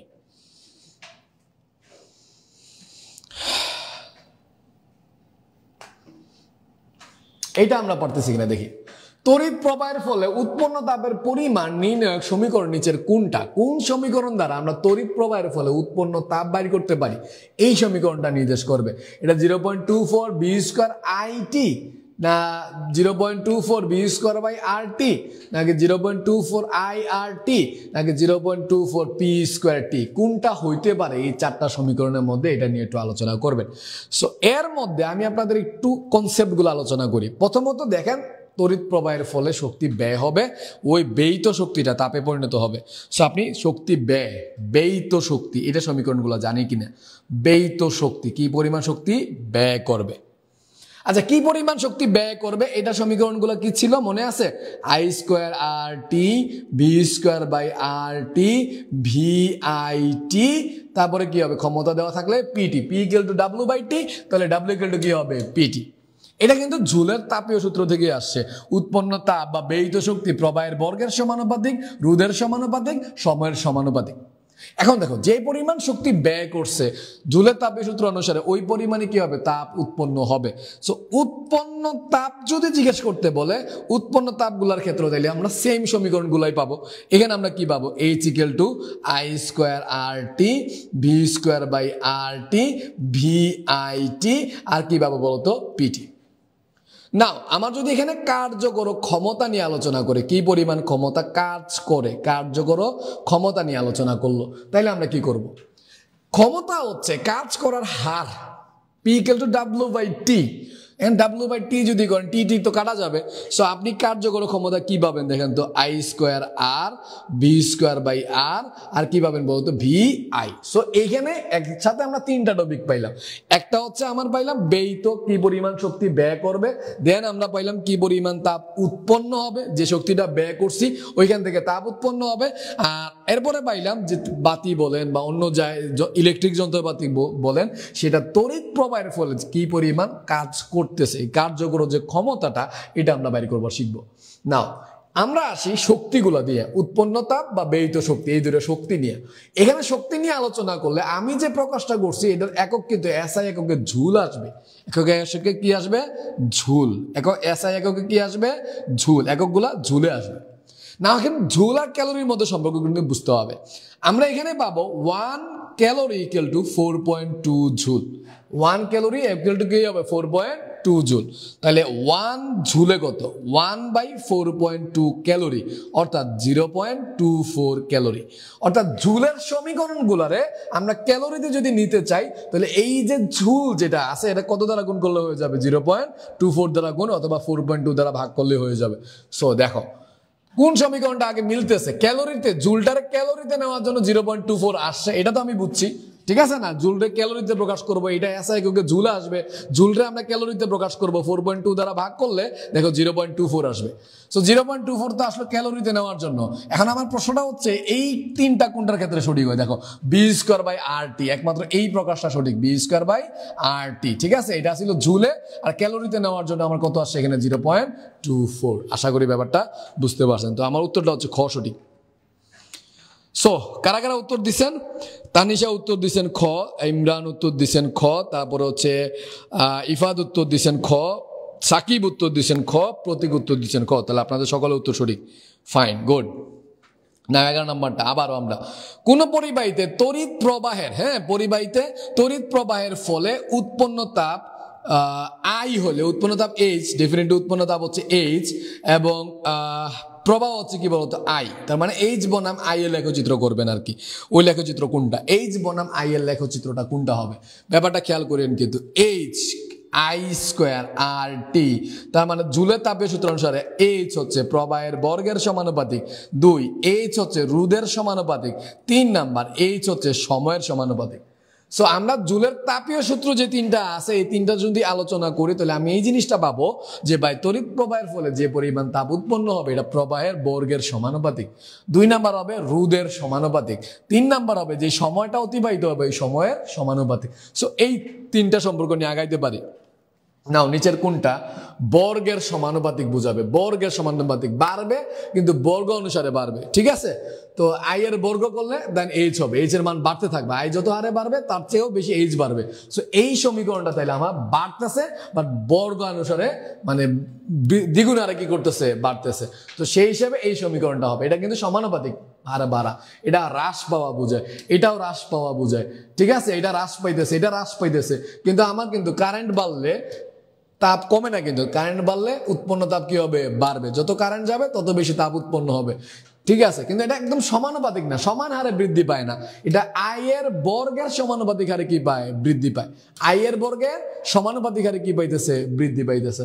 সো আমার অপশনটা হচ্ছে এখানে উত্তর যেটা হবে এটা হচ্ছে গ। সো কারা কারা উত্তর দিচ্ছেন? 11 কিন্তু গ হবে বস, 11 এ হবে না, 11 গ হবে। কেন গ হইছে এটাও আশা করি মানে রেকটিফাই করতে পারছেন, আপনার প্রবলেমটা কোন জায়গায় আছে। ঠিক আছে, এটা কিন্তু সমানুপাতিক হইলে হবে, ধরো আই আর এই সমানুপাতিক তখন হবে, কিন্তু উৎপন্ন তাপের সাথে প্রবাহ কিন্তু সমানুপাতিক সম্পর্ক না, এটা হচ্ছে প্রবাহের বর্গের সমানুপাতিক, মানে প্রবাহের দ্বিগুণ হারে তাপ উৎপন্ন হয়। ঠিক আছে, প্রবাহ 2 গুণ হলে তাপ উৎপন্ন হবে 4 গুণ, এই হারে তাপ উৎপন্ন হবে। আশা করি ব্যাপারটা বুঝতে পারছেন। সো আমি এট ফার্স্ট হচ্ছে যারা লাইভটা দেখতেছেন আইডি থেকে তাদের কাছে দুঃখ প্রকাশ করতেছি, লাইভে যাইতে আসছিলাম পেজ থেকে, সামহাও আমি ওই পেজ কনভার্সনটা করি নেই, যার কারণে আইডি থেকে লাইভে চলে গেছে। অথবা অনেক অডিয়েন্স আছেন যারা একাডেমির এই লাইভটার সাথে আমার সাথে যুক্ত না, হয়তো আমার সোশ্যাল লাইফটার সাথে যুক্ত, সো তাদের কাছে আগে ক্ষমা চেয়ে নিচ্ছে আর কি। সো ক্লাসগুলো অবশ্যই আমার স্টুডেন্টের জন্য, যদিও ক্লাসগুলো আমার স্টুডেন্টরাই করবে। ঠিক আছে, অনেক শুভাকাঙ্ক্ষীর সাথে হয়তো অনেকদিন পরে আমার দেখা হবে। সো সবাই ভালো থাকবেন, সুস্থ থাকবেন, আমার জন্য দোয়া করবেন। ক্লাস শেষ না কিন্তু, যাই হোক আমরা ক্লাস শুরু করি। আমার স্টুডেন্টদের জন্য আমার 12 নম্বর যে প্রশ্নটা আছে এটা দেখো কি লেখছে। 2 ক্যালোরি তাপ সম্পূর্ণরূপে কাজে রূপান্তরিত হইতে তবে কাজের পরিমাণ কত? 2 ক্যালোরি তাপ সম্পূর্ণরূপে কাজে পরিণত হয়েছে, তাপটার আমি কাজে পরিণত করছি। ওকে, জুল কি বলছে? জুল বলছে যেহেতু এখানে কোনো সিস্টেম লস হয় নাই, যে পরিমাণ তাপ আছে ওই পরিমাণে কিন্তু কাজ হবে, যে পরিমাণ তাপ পাইছে ওই পরিমাণে আমার কাজ হবে। তাহলে আমি যদি 2 ক্যালোরি তাপ উৎপন্ন মানে ব্যবহার করছি, কাজে পরিণত করছি, তাহলে 2 ক্যালোরি থেকে আমরা কি পাবো? 2 ক্যালোরি কাজই আমরা পাবো। এখন কাজটা তো ক্যালোরিতে আছে, এখন তাহলে আপনার জুলে নিতে হবে। 1 ক্যালোরিতে আমরা কত জানি? 4.2 জুল। তাহলে 2 ক্যালোরিতে 2 × 4.2 জুল আসবে। তাহলে কত আসলো বস? 8.4 জুল। সো আমার তো মনে হয় এই উত্তরটা আপনারা পারেন, এখানে উত্তর হবে 4। সো দেখি আমার সাথে আপনাদের মিলতেছে কিনা। ইফাত 4 উত্তর দিছে, তারপর হচ্ছে তানিশা 4 উত্তর দিছে, প্রীতিলা 4 উত্তর দিছে, তারপর হচ্ছে বর্ণ 4 উত্তর দিছে। আশা করি ব্যাপারটা বুঝছেন এটা 4 কেন হয়েছে। তার কারণ হচ্ছে আমার 2 ক্যালোরি কিন্তু তাপ উৎপন্ন হয়, এবং এই তাপ এটারে কাজে পরিণত করছে। আমরা জুলের তাপীয় ক্রিয়া থেকে কি জানি? যে পরিমাণ তাপ উৎপন্ন হবে ওই পরিমাণে কাজ করছে। উল্টাভাবে বলা যায় যে পরিমাণ কাজ করবে ওই পরিমাণে তাপ উৎপন্ন হবে। সো কাজ এবং তাপ পরস্পরের সমানুপাতিক। ঠিক আছে, ফাইন। যেহেতু 2 ক্যালোরি তাপ উৎপন্ন হয়েছে তার মানে কাজও করছে 2 ক্যালোরি। না ওই ক্যালোরিটার আমরা কিসে নিছি? ঝুলে নিছি। 1 ক্যালোরিতে 4.2 জুল। আমার এই ইনফরমেশনটাই দরকার পড়ছে। গুড বস পোলাপাইন, মাথাটা ঠান্ডা করো এবং 13 নম্বর প্রশ্নটার উত্তর দাও।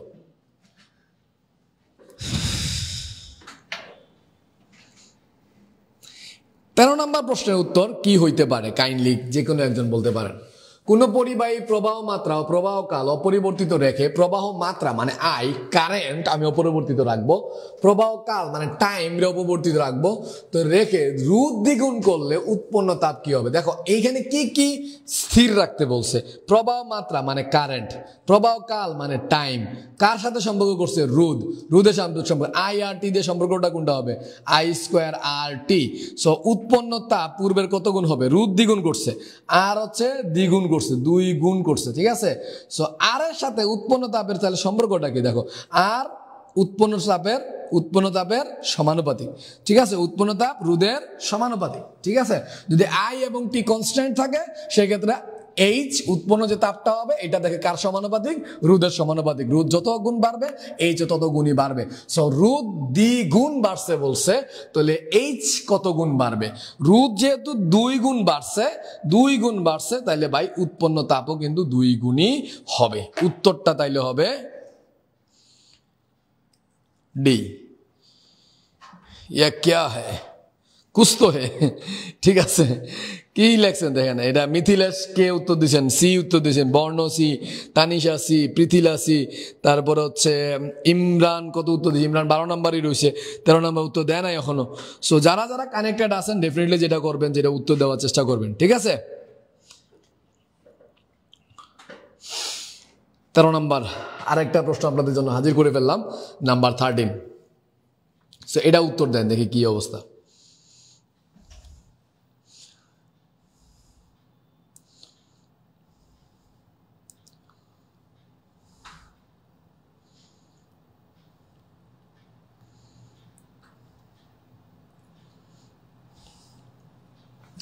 আচ্ছা 13-এ না অলরেডি আমি অনেকের উত্তর পাইয়া গেছি, পোলাপাইন যথেষ্ট ফাস্ট, মানে আমার অপেক্ষা করতে হয় না, পোলাপাইন অলরেডি উত্তর দেওয়া দেয়।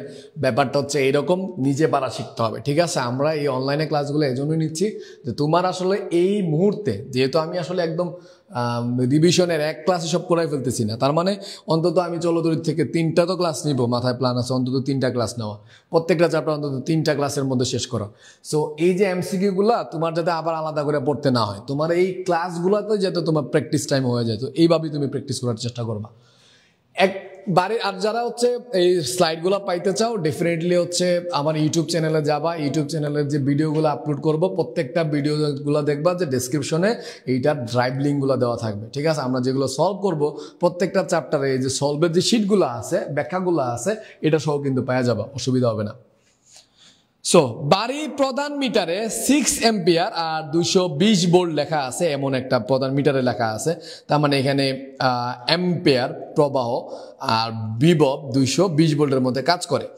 900 ওয়াটের কতগুলো বাল্ব নিরাপদে ব্যবহার করা যাবে? তাহলে এই জন্য খেয়াল করতে হবে যে আমার বাতিতে যে কারেন্টটা ব্যবহার করছি, ওই কারেন্টের খালি বাতি জ্বালাবো আমি, সো ওই বাড়িতে যে আমি কারেন্ট প্রোভাইড করছি এইটার টোটাল ক্ষমতা কত, কি পরিমাণ টোটাল ক্ষমতা আছে, কথা কি বুঝছেন নাকি? সো আমার কাছে ধরেন 100 জন মানুষ আছে, কোনো সময় যদি আল্লাহ ধনী বানায় মানুষে হেল্প করার চেষ্টা করব। ধরেন আমার কাছে 100 জন মানুষে আমি হেল্প করতে পারি, আমার কাছে 1 লাখ টাকা আছে, সো আমি ইকুয়ালি কতজন টোটাল আছে, আমার 1 লাখ দেওয়ার সামর্থ্য আছে। সো 1 লাখ দেওয়ার সামর্থ্য থাকলে আমার মানুষ আছে ধরো 100 জন, আমি 100 জনে দিতে চাই, তো ভাগ করলাম, তাহলে কত করে দিতে পারবো এটা আমি প্রোভাইড করতে পারবো। সো ব্যাপারগুলো হচ্ছে এইরকম। সো আমার বাড়িটাতে টোটাল কি পরিমাণ আমি ক্ষমতা প্রোভাইড করছি, আমি যে পরিমাণ ক্ষমতা প্রোভাইড করছি এই মুহূর্তে যত ক্ষমতা আছে, আমি তাহলে একটা বাতির ক্ষমতা জানি 90 ওয়াট, তাহলে এরকম কয়টা বাতি ব্যবহার করতে পারবো? আশা করি ব্যাপারটা বাইর করতে পারবেন। সো আগে আমার বাতির মুঠ যে ক্ষমতা, মুঠ ক্ষমতা বাইর করি, বাড়ির মুঠ ক্ষমতাটা বাইর করি।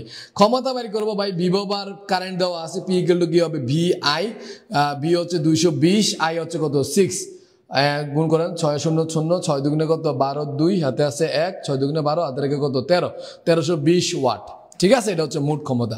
একটা বাতির ক্ষমতা কিন্তু 90 ওয়াট, তাহলে বাতি কয়টা ব্যবহার করব?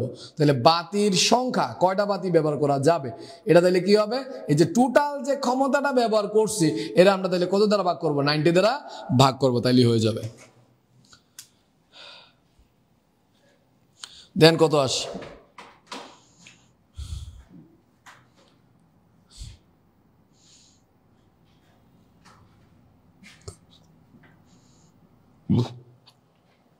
$1320। একটা বাতির ক্ষমতা কিন্তু ভাই বুঝিয়েন, কিন্তু P equal to V I লেখা, হ্যাঁ, ভি হচ্ছে 220 আর আই হচ্ছে কত 6 এম্পিয়ার, টোটাল ক্ষমতা হচ্ছে 1320। একটা বাতি হচ্ছে 90 ওয়াটের, 90 ওয়াটের, তো 90 ওয়াট যদি ব্যবহার করি আমি এখানে ব্যবহার করতে পারবো 14.66, তাহলে টোটাল ক্ষমতাটা আমরা যদি ডিস্ট্রিবিউট করি 14, 14টা বাতি ব্যবহার করতে পারবো। 14টা কোনো অপশন নাই কিন্তু এখানে, অপশন 11 আপনি কেমনে পাইছেন? 13 এ কেমনে, আমার তো বাতির সংখ্যা 14, এখানে কিন্তু 220 ভোল্ট লেখা, 220 ভোল্ট লেখা, ঠিক আছে? 6 ইন্টু 200 ভোল্টে যদি দেই 1200, দেন ভাগ কত 90, তাও তো হয় না। তো এখানে P equal to V I, উত্তর নাই কিন্তু এখানে, তাইলে P equal to V I এটা লেখা আছে, একটা প্রধান মিটারে এটা লেখা আছে, তার মানে আমি কি পরিমাণ ক্ষমতার, কত ক্ষমতা টোটাল, কত ক্ষমতা কারেন্ট ব্যবহার করছে এখান থেকে বাড়ি করা যাবে। মোট ক্ষমতা P equal to V I, V 220, I কত এখানে 6, টোটাল কত 1320। নাও একটা বাতির ক্ষমতা কত 90 ওয়াট, তো টোটাল কয়টা মানে বাতি ব্যবহার করা যাবে? তো 90 ওয়াট হলে একটা বাতি, 1320 ওয়াট হলে কয়টা বাতি? তো 1320 ভাগ কত হইলো 90। সো আমরা 90 ওয়াটের টোটাল হচ্ছে 14টা, 14.66 আমি যে নাম্বার বলি, টোটাল 14টা বাতি নিরাপদে ব্যবহার করতে পারবো। সো এইখানে উত্তর নাই। উত্তর যারা দিচ্ছেন নিশ্চয়ই কোনো একটা গাইড টাইড বা বই দেখে দিচ্ছেন, 14টা ইউজ করা যাবে।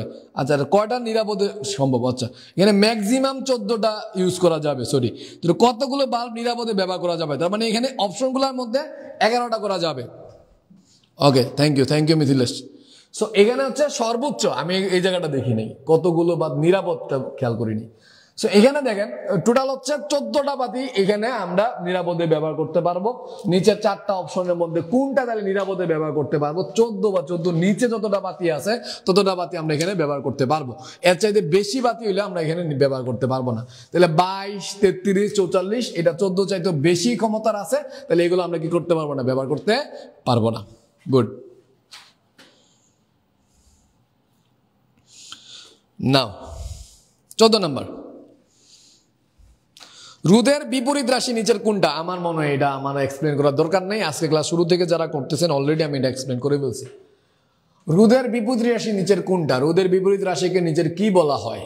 রোদের বিপরীত রাশি, ঠিক আছে, আপনারা এটা বলেন দেখি। দুইটা জিনিস বলবো, একটা হচ্ছে রোদের বিপরীত রাশি 2 নাম্বার, আর এটা হচ্ছে আপেক্ষিক রোদের বিপরীত রাশি।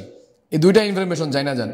আপেক্ষিক রোদের বিপরীত রাশি, রোদের বিপরীত রাশি জিজ্ঞেস করতেছে, আপেক্ষিক রোদের বিপরীত রাশি জিজ্ঞেস করতেই পারে। সো দেখি আপনারা জানেন কিনা রোদের বিপরীত রাশি, আপেক্ষিক রোদের বিপরীত রাশি। ঠিক আছে, 14 ক উত্তর দিতেছেন। তাহলে রোদের বিপরীত রাশি হচ্ছে পরিবাহিতা। পরিবাহিতা, ফাইন। আপেক্ষিক রোদের বিপরীত রাশি কোনটা? তাইলে এটা একটু লিখে দেন, কমেন্টে লিখে দেন, ঠিক আছে। আপনি দেখি আপনারা আগে জানেন কিনা। তো রোদের বিপরীত রাশি হচ্ছে পরিবাহিতা, তাহলে আপেক্ষিক রোদের বিপরীত রাশি কোনটা হবে? ঠিক আছে, আপেক্ষিক রোদের বিপরীত রাশি কি হবে? আপেক্ষিক রোধ তো বুঝেন নাকি? একটা পরিবাহীর দৈর্ঘ্য বাড়াইলে বা ক্ষেত্রফল কমাই গেলে বা বাড়াই গেলে, অর্থাৎ দৈর্ঘ্য আর ক্ষেত্রফলের উপর কিন্তু রোধ নির্ভর করে। রোধ হচ্ছে দৈর্ঘ্যের সমানুপাতিক, ক্ষেত্রফলের ব্যস্তানুপাতিক। এটা পড়ছি না আমরা? রোধ দৈর্ঘ্যের সমানুপাতিক আর ক্ষেত্রফলের ব্যস্তানুপাতিক। সমানুপাতিক তুললে সবসময় একটা ধ্রুবক আসে, ধ্রুবকটা আমরা আপেক্ষিক রোধ বলি। সো এখানে দেখেন র ইকুয়াল টু কি দাঁড়ায়? ধরো এল ইকুয়াল টু ধরলো A 1 metre, A equal to 1 metre square যদি হয়, তাহলে দেখো এল আর এ যদি 1 1 করে হয়, তখন আর ইকুয়াল টু রো হবে। ঠিক আছে, আর ইকুয়াল টু রো হবে। সো এখানে দেখো তাহলে সংখ্যাটা কি দাঁড়ায়? 1 মিটার দৈর্ঘ্যের 1 মিটার স্কোয়ার ক্ষেত্রফলের যে কোনো পরিবাহীর যে রোধ, ওইটাই হচ্ছে আপেক্ষিক রোধ। একটা পরিবাহী নিলাম, ওই পরিবাহীর দৈর্ঘ্য যদি 1 মিটার হয় আর যদি ক্ষেত্রফল 1 মিটার স্কোয়ার হয়, তখন যে আমি রোধটা পাবো ওইটাই হচ্ছে ওই পরিবাহীর আপেক্ষিক রোধ। আপেক্ষিক রোধ অনেকটা ঘনত্বের মতো। তুমি দৈর্ঘ্য বাড়াও বা কি হয় বলো তো, তুমি হচ্ছে কি বলো, ক্ষেত্রফল কমাও বাড়াও, রোধ পরিবর্তন হবে কিন্তু আপেক্ষিক রোধের পরিবর্তন হবে না। অর্থাৎ পরিবাহীর দৈর্ঘ্য বাড়াইলে, ক্ষেত্রফল বা পরিবর্তন করলে রোধের পরিবর্তন হবে, কিন্তু ওই পরিবাহীর আপেক্ষিক রোধ পরিবর্তন হবে না। একটা উপাদানের বা একটা পরিবাহীর আপেক্ষিক রোধ কিন্তু কনস্ট্যান্ট রাশি, এটা ধ্রুবক রাশি। তাহলে আপেক্ষিক রোধের পরিবর্তন হয় না। এই যে লাইনটা বললাম না, এই কনসেপ্ট দিয়ে কিন্তু ভাই সামনে আমরা অনেকগুলো এমসিকিউ পাবো। সো কনসেপ্টটা ভালো করে বুঝিয়েন। কিন্তু আমার দৈর্ঘ্যের এবং ক্ষেত্রফলের সাথে রোধ নির্ভর করে। একটা পরিবাহীর দৈর্ঘ্য বাড়াইলে, ক্ষেত্রফলে পরিবর্তন করলে রোধের পরিবর্তন হবে, কিন্তু দৈর্ঘ্য বা ক্ষেত্রফলে পরিবর্তন করলে আপেক্ষিক রোধের পরিবর্তন হবে না। আমার কথা কি বুঝছেন নাকি? এ ভাই বলছিলাম না ঘনত্বের মতো, তুই পানির 100 কেজি নে বা ধর 100 লিটার বা 1 কেজি নে বা 1000 কেজি নে, পানির ঘনত্ব 1000 হবে। ঠিক আছে, এটা কতটুকু পানি নিলাম এটার উপর নির্ভর করে না। বা 1 গ্লাস পানি নে, পানির ঘনত্ব আমরা বিশুদ্ধ পানির ঘনত্ব আমরা কত পাই? 1000ই পাই। ঠিক আছে, সো একটা তামার তারের দৈর্ঘ্য এটা 2 মিটার হোক, 6 মিটার হোক, 10 মিটার হোক, তার আপেক্ষিক রোধটাও কি থাকবে? সেম থাকবে। যত বড় ছোট চিকন মোটা যাই হোক, আপেক্ষিক রোধটা আমার কি থাকবে? সেম থাকবে। সো আপেক্ষিক রোধ ক্ষমতার মতো, কনসেপচুয়ালি চিন্তা করলে ওই কি বলে, ওই ঘনত্বের মতো। আপেক্ষিক রোধের বিপরীত রাশিকে প্রবাহ ঘনত্ব বা পরিবাহিতাঙ্ক বলি আর কি। পরিবাহিতা আর রোধের বিপরীত রাশির পরিবাহিতা, আপেক্ষিক রোধের বিপরীত রাশি আমরা পরিবাহিতাঙ্ক বলি আর কি। পরিবাহিতাঙ্ক বলি। ঠিক আছে, আপেক্ষিক রোধের বিপরীত রাশিতে প্রবাহ ঘনত্ব না, কিন্তু আপেক্ষিক রোধের বিপরীত রাশি এখানে কোনো অপশনই নেই। আপেক্ষিক রোধের বিপরীত রাশিকে আমরা পরিবাহিতাঙ্ক বলি। রোধের বিপরীত রাশি হচ্ছে পরিবাহিতা, আপেক্ষিক রোধের বিপরীত রাশি হচ্ছে পরিবাহিতাঙ্ক। ঠিক আছে, এটাও একটা কনস্ট্যান্ট। তাহলে রোধের বিপরীত রাশি হচ্ছে পরিবাহিতা, আপেক্ষিক রোধের বিপরীত রাশিকে আমরা কি বলি? পরিবাহিতাঙ্ক বলি। আশা করি ব্যাপারটা বুঝছেন। তাহলে আপেক্ষিক রোধের বিপরীত রাশিকে কি বলে? পরিবাহিতাঙ্ক বলে। ওকে, এখানে আসেন। রোধের বিপরীত রাশি নিচের কোনটা? ভাই আমরা জানি রোধের বিপরীত রাশি হচ্ছে পরিবাহিতা। ঠিক আছে, একটি তারকে সমান দুই ভাগে ভাগ করলে, একটা তাররা আমরা সমান দুই ভাগে ভাগ করছি, ধরো এটা 2 মিটারের একটা তার, এটার 1 মিটার 1 মিটার করছি। আগে কইয়া রাখি, দৈর্ঘ্যের পরিবর্তন হয়েছে, রোধ পরিবর্তন হবে। দৈর্ঘ্য পরিবর্তন হয়েছে না, অর্ধেক হয়ে গেছে, 2 মিটার আসলে 1 মিটার 1 মিটার করে হচ্ছে, রোধ পরিবর্তন হবে, রোধ দৈর্ঘ্যের সমানুপাতিক। সো এগুলো পরে দেখি, আগে দেখি না এটা বুঝতেছি কিনা। সো এই জায়গায় এই যে বড় যে তারটা, তার রোধ বেশি হবে, ছোট তারগুলা রোধ কি হবে, কম হবে। দৈর্ঘ্যের সমানুপাতিক, যেই তারের রোধ বেশি, দৈর্ঘ্য বেশি, ওই তারের রোধও কি হবে, বেশি। এটা তো বুঝলাম। আপেক্ষিক রোধের ব্যাপারটা কি দাঁড়াবে? আপেক্ষিক রোধের ব্যাপারটা দাঁড়াবে একই উপাদানের যেহেতু দুইটাই তার, একটা লম্বা তারে জাস্ট মাঝে কাইটা 2 ভাগ করে ফেলছি, উপাদানগুলো আমার কিন্তু সেম রয়েছে, তো এটা তামার হইলে এটাও তামা, ঠিক আছে। সেই ক্ষেত্রে আপেক্ষিক রোধ কি থাকবে, সমান থাকবে। আপেক্ষিক রোধ সমান থাকবে কিন্তু রোধ ভিন্ন হবে, বড় তারের রোধ বেশি হবে, ছোট তারগুলোর রোধটা কম হবে, কারণ রোধ দৈর্ঘ্যের সমানুপাতিক, সমানুপাতিক হারে পরিবর্তন হয়। সো তাহলে দেখেন 2 ভাগ করলে তার আপেক্ষিক রোধ কমে যায় না ভাই, আপেক্ষিক রোধের পরিবর্তন হয় না, আপেক্ষিক রোধ বেড়ে যায় না, বেড়েও যাবে না, পরিবর্তনই হবে না। বৈদ্যুতিক বাহকত্ব কমে যায়, বৈদ্যুতিক পরিবাহিতা কি কমে যায়? ব্যাপারটা খেয়াল করি, যদি আমি দেখি যে দৈর্ঘ্যটা কমাই ফেলছি, রোধ তাইলে কি হবে, দৈর্ঘ্য কমাইলে রোধও কমবে, রোধ কমলে পরিবাহিতা বাড়ে বেটা, রোধ কমলে পরিবাহিতা বাড়ে, তো পরিবাহকত্ব কমবে না, উল্টা বাড়বে। সো আপেক্ষিক রোধ একই থাকে, হ্যাঁ এই অপশনটা সঠিক, আপেক্ষিক রোধটা একই থাকবে। সো এই অপশনটা সঠিক। সো 16 ক্ষেত্রে আমরা প্রত্যেকটা অপশন থেকে কনসেপ্টগুলো বুঝলাম, আর এখান থেকে কনসেপ্টটা গুছাই নিলাম। আশা করি রোধ আপেক্ষিক রোধের জায়গাটা ভেজাল হবে না। তো 16 নাম্বার কে উত্তর দিচ্ছেন আপনারা? 16 নাম্বার হচ্ছে বর্ণ উত্তর দিছে, 16 নাম্বার হচ্ছে প্রতীক উত্তর দিছে, তারপরে পৃথিলা উত্তর দিছে 16 নাম্বার, মিথিলেশ, তানিশা, যারা প্রথম থেকে শুরু থেকে আসেন সবাই মোটামুটি এখানে উত্তর দিচ্ছেন। তো আশা করি আপনারা বুঝতেছেন এবং এই জায়গাগুলো পারবেন। 17 নাম্বার, এখন এটা আলোচনা করেন, দেখি এটা কি হইতে পারে। কোন পরিবাহীর দৈর্ঘ্য দ্বিগুণ এবং ব্যাসার্ধ অর্ধেক করলে, ব্যাপারটা বুঝিয়েন কিন্তু, দৈর্ঘ্য কিন্তু দ্বিগুণ, L2 হচ্ছে 2L1, ব্যাসার্ধ করছে অর্ধেক, R2 হচ্ছে R1/2, ব্যাসার্ধ করছে অর্ধেক। চূড়ান্ত রোধ প্রাথমিক রোধের কত গুণ, চূড়ান্ত রোধ বাইর করতে বলছে। সো রোধের সমীকরণ কি দাঁড়াইলো, R = ρL/A। সো এইটা যদি ফলো করি, রোধের সাথে দৈর্ঘ্যের সম্পর্কটা কি সমানুপাতিক, তাহলে অনুপাত করলে কি দাঁড়াবে, R2/R1 = L2/L1, ঠিক আছে। ক্ষেত্রফলের সাথে সম্পর্কটা ব্যস্তানুপাতিক, সো রোধের সাথে ক্ষেত্রফল ব্যস্তানুপাতিক, এটা 2/1 যদি হয়, R2/R যদি R1 যদি হয়, এটা A1 কি হবে বলতো, A2 হবে। আশা করি ব্যাপারটা বুঝছেন। সমানুপাতিক হইলে অনুপাত করলে ধারাটা সেম থাকে, R2/R1 করলে L2 কি হবে, L1 হবে। ব্যস্তানুপাতিক হলে ধারাটা হচ্ছে বিপরীত হবে, R2/R1 করলে এটা হবে A1/A2, ঠিক আছে। এখন দেখেন R2 আমরা শেষ রুট বাইর করব, দৈর্ঘ্য কিন্তু দ্বিগুণ করছে, L1 কাটা যাবে, L1 কাটা যাবে, ক্ষেত্রফল দেওয়া আছে কিন্তু আমরা আবার এটাও জানি, ক্ষেত্রফল πr² না, পাই কাটা যাবে, তাহলে R1/R2 হোল স্কয়ার, তাহলে A1/A2 সমান কি দাঁড়াইলো, R1/R2 হোল স্কয়ার। বস পোলাবেন, এখানে পাইলে আপনি 2, এখানে কত পাইলেন, ব্যাসার্ধ করছে অর্ধেক, তাহলে R1/2 করলে 2 উপরে যাবে, তো এটা কাটা যাবে, 2 দুগুণে 4, 4 দুগুণে কত 8, টোটাল হচ্ছে 8। সো আশা করি সমাধানটা বুঝছেন। দৈর্ঘ্য দ্বিগুণ, ব্যাসার্ধ কি করছে, অর্ধেক করছে। আমরা রোধের সূত্র কি জানি, R = ρL/A, এখান থেকে রোধ দৈর্ঘ্যের সমানুপাতিক, ক্ষেত্রফলের ব্যস্তানুপাতিক। এখানে দেখো ক্ষেত্রফল দ্বিগুণ করছে, দ্বিগুণ বসাইছি, এখন ক্ষেত্রফলের দিকে তাকাও, আমার কিন্তু ক্ষেত্রফলটা দেওয়া নাই, বস দেওয়া আছে, ব্যাসার্ধ অর্ধেক করছে, তাহলে ক্ষেত্রফল কি হয়, πr² হয়, পাই কাটা, ক্ষেত্রফল ব্যাসার্ধের বর্গের সমানুপাতিক, তাহলে A1/A2 হইলে R1 কি হবে, R2 হবে। সো A1/A2 জায়গায় R1/R2 হোল স্কয়ার লিখলাম, R1/2 করলে ভাগের ইন্টু করলে 2 উপরে যাবে, R1 কাটা, L1 কাটা, 2 এর উপরে স্কয়ার আছে, 2 দুগুণে হবে 4, 4 দুগুণে 8। সো উত্তরটা হচ্ছে 8 গুণ। সো আপনারা যারা 8 গুণ উত্তর দিচ্ছেন, আপনাদের উত্তরটা সঠিক, কারা কারা উত্তর দিচ্ছেন এটা হচ্ছে দেখার বিষয়। সো 8 গুণ, বিশেষ করে সি উত্তর দিচ্ছে 17, কারা কারা উত্তর দিচ্ছে, পৃথিলা, প্রতীক, তারপরে ইফাত, মিথিলেশ, আপনারাই উত্তর দিতেছেন, বাকিরা আসতেছে যাচ্ছে, নাকি? ফাইন। 18 নাম্বার, এটা করার চেষ্টা করবেন।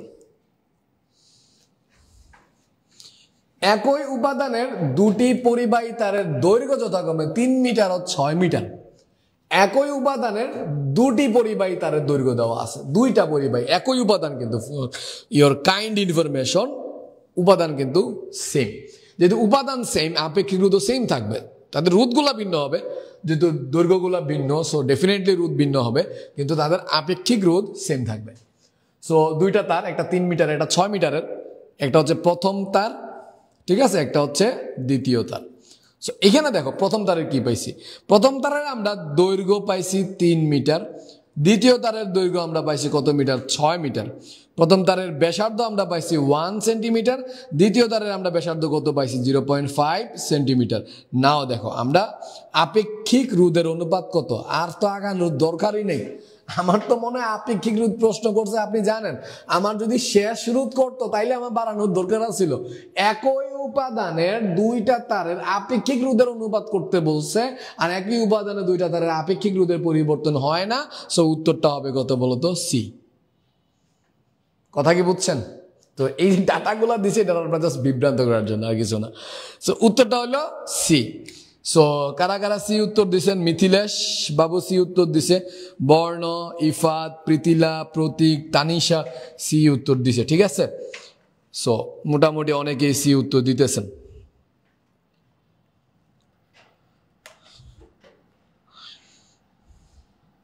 উনিশ নাম্বার,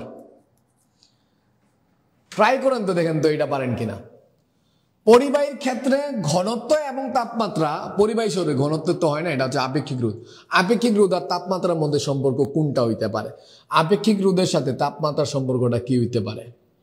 পরিবাহীর ক্ষেত্রে, একটা পরিবাহীর ক্ষেত্রে আপেক্ষিক রোধ আর তাপমাত্রার মধ্যে সম্পর্কটা কি হইতে পারে? কেউ দেখে আলোচনা করতে পারেন কিনা। ঠিক আছে, রোধের সাথে সম্পর্কটা কি? দেখো রোধের সাথে সম্পর্কটা কি? রোধের সাথে সম্পর্ক হচ্ছে তাপমাত্রা বাড়াইলে রোধ বাড়ে, তাপমাত্রা বাড়াইলে রোধ বাড়ে। আচ্ছা ভাই, তাপমাত্রা বাড়াইলে যদি রোধ বাড়ে, তাইলে তাপমাত্রা বাড়াইলে তো আপেক্ষিক রোধও বাড়বে। কথাটা কি বুঝতেছেন? আপনি কি বলছিলেন?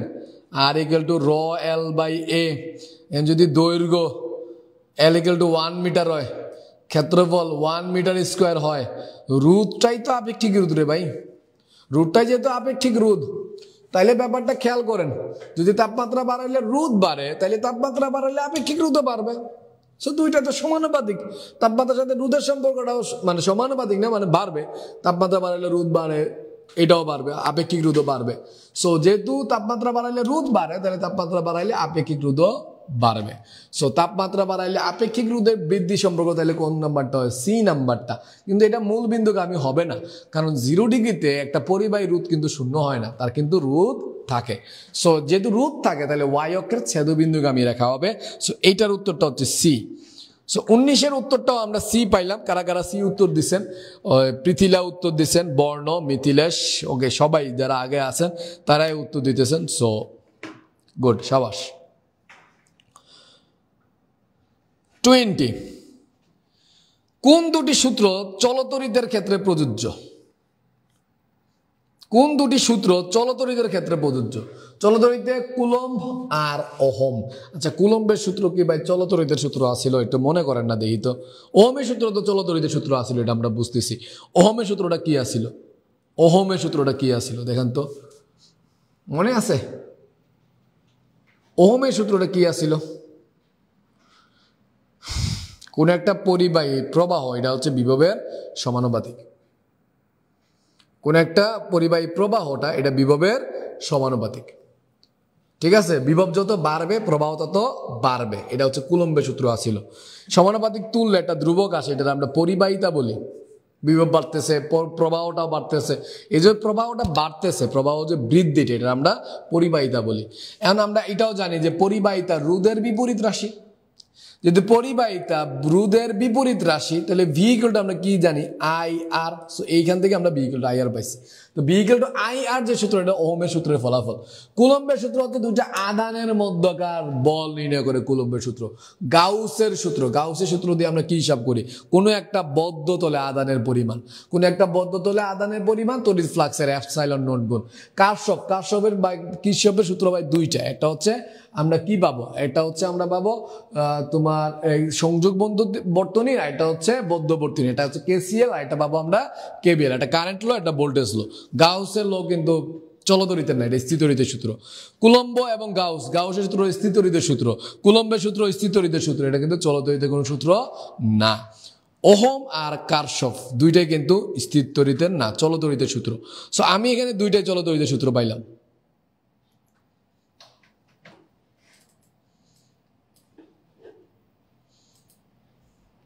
ঠিক আছে, তো চলতরিতের সূত্র কয়টা পাইলাম বস পোলাপাইন? চলতরিতের সূত্র পাইলাম আমরা দুইটা। কোনটা কোনটা? একটা পাইলাম ওহম, আর একটা পাইলাম কি বলতো কিরশফ। ঠিক আছে, ওহম আর কিরশফ পাইলাম আমরা এখানে। সো এটা হচ্ছে উত্তর আমার সঠিক। আশা করি ব্যাপারটা বুঝছেন। ঠিক আছে, ওহম আর কিরশফ জায়গাটা বুঝেন আশা করি। ঠিক আছে, ওকে ফাইন। সো কারা কারা উত্তর দিচ্ছেন? ওহম কিরশফ কারা কারা উত্তর দিচ্ছেন দেখি তো আমরা। এই অপশনটা উত্তর দিচ্ছেন, এটা হচ্ছে কে কে উত্তর দিলেন? বর্ণনা, এটা 20 নাম্বার। ইফাত উত্তর দিচ্ছে, তানিশা, বর্ণ, প্রতীক। আচ্ছা, আরো কারা আছে একটু কমেন্ট করেন না, আপনাদের বাইরেও তো আরো স্টুডেন্ট আছে আমার। ঠিক আছে, এদেরকে একটু কমেন্ট করে জানান, তারা যাতে কমেন্টে এসে যুক্ত হয়। ঠিক আছে, তারা যাতে প্রশ্নগুলো সমাধান করে। 21।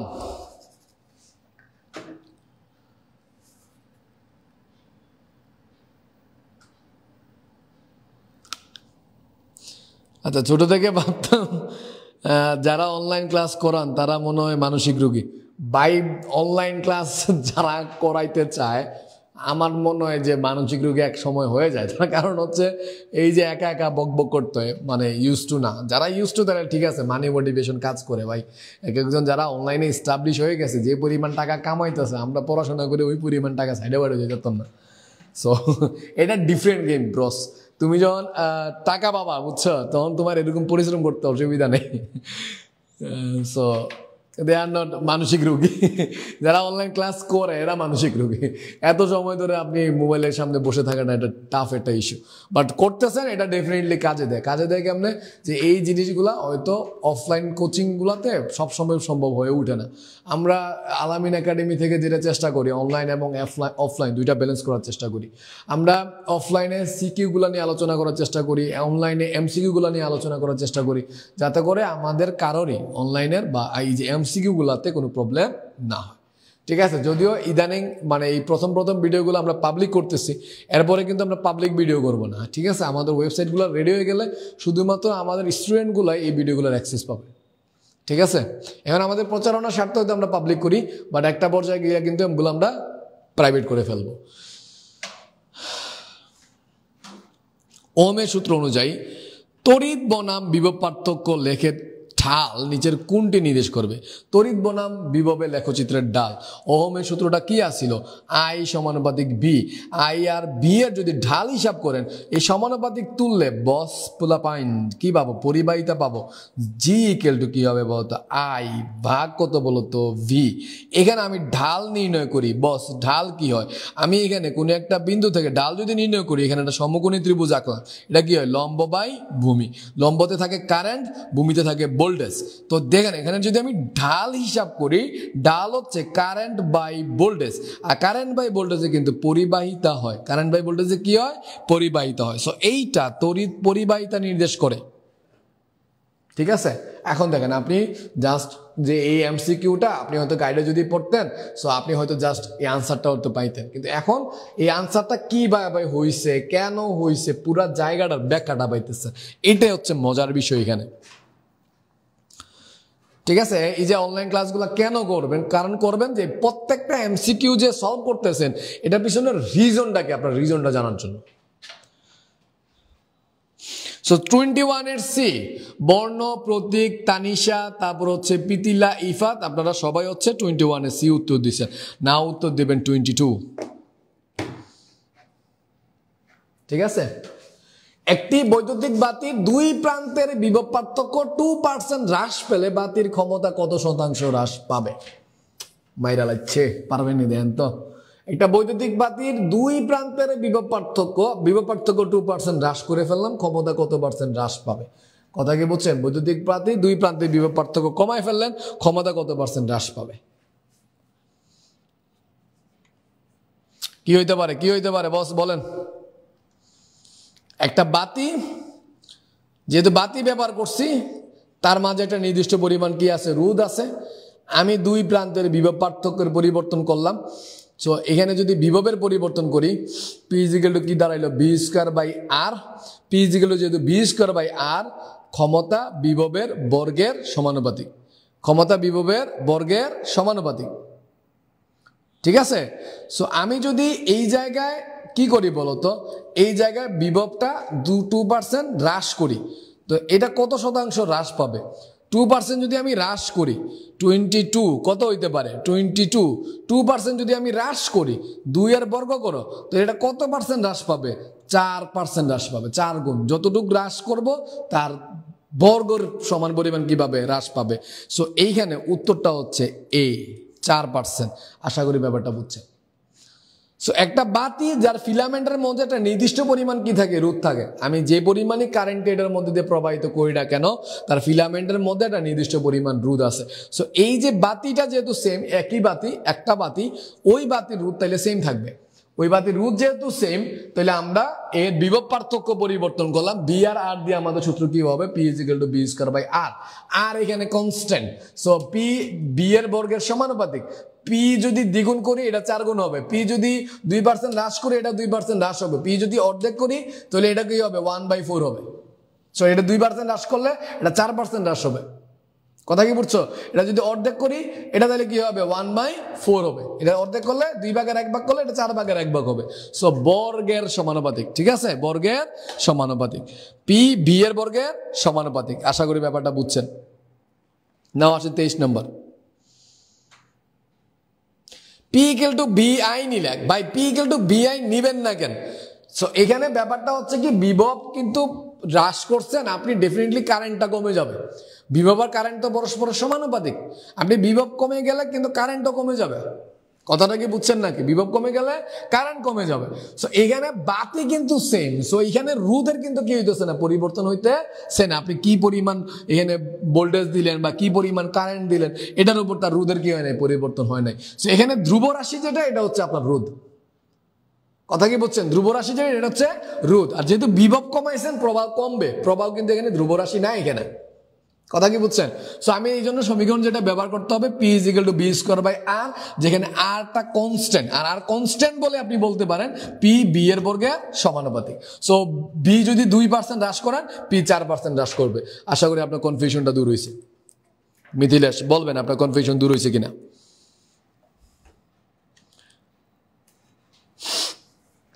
23 নম্বর, এটা সলভ করেন। 23 নম্বর হচ্ছে শ্রেণী সমবায়ে যুক্ত 3টি রোধের সম্পর্ক দেওয়া আছে, যেখানে R1 বড়, R2 তার চেয়ে ছোট, R3 তার চেয়ে ছোট, মানে সবচেয়ে বড় রোধ হচ্ছে R1। তবে তাদের মধ্যে দিয়ে তড়িৎ প্রবাহের সম্পর্কটা কি হবে? সো 3টা রোধ আমার শ্রেণী সমবায়ে আছে, কিন্তু ফর ইউর কাইন্ড ইনফরমেশন 3টা রোধ। ভাই আমার স্টুডেন্টগুলো এটি চোখ বন্ধ করে পারবো, কোনো কথা নাই। এই পরিমাণ ভোল্টেজ দিছি, এটা রোধ হচ্ছে R1, এটা রোধ হচ্ছে R2, এটা রোধ হচ্ছে R3।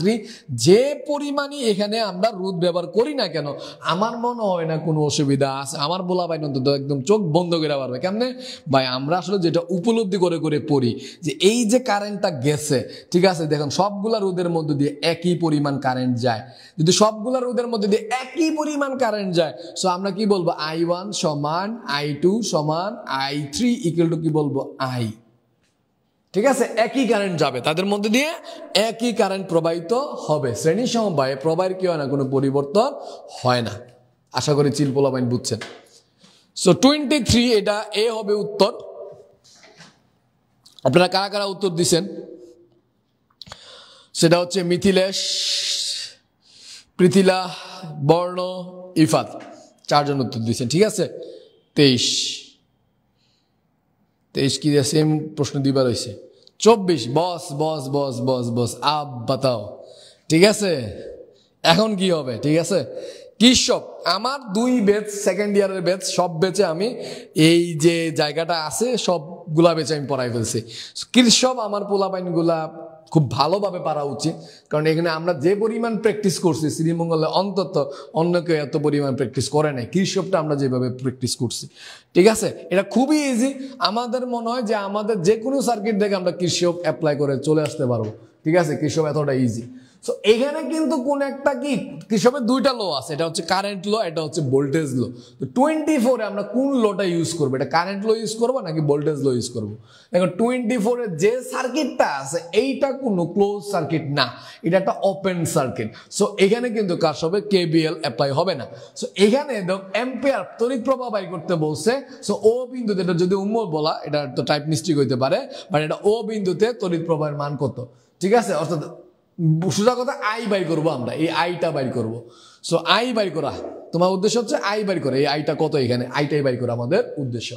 সো এখানে তাইলে ব্যাপারটা কি দাঁড়াবে, এখানে কারেন্ট লো, এটা একটা সংযোগ বিন্দু, ও বিন্দু একটা সংযোগ বিন্দু, তড়িৎ প্রবাহ আই এর মান নির্ণয় কত, আই এর মান কত, আই বাই করবো, সহজ কথা আই বাই করবো আর কি।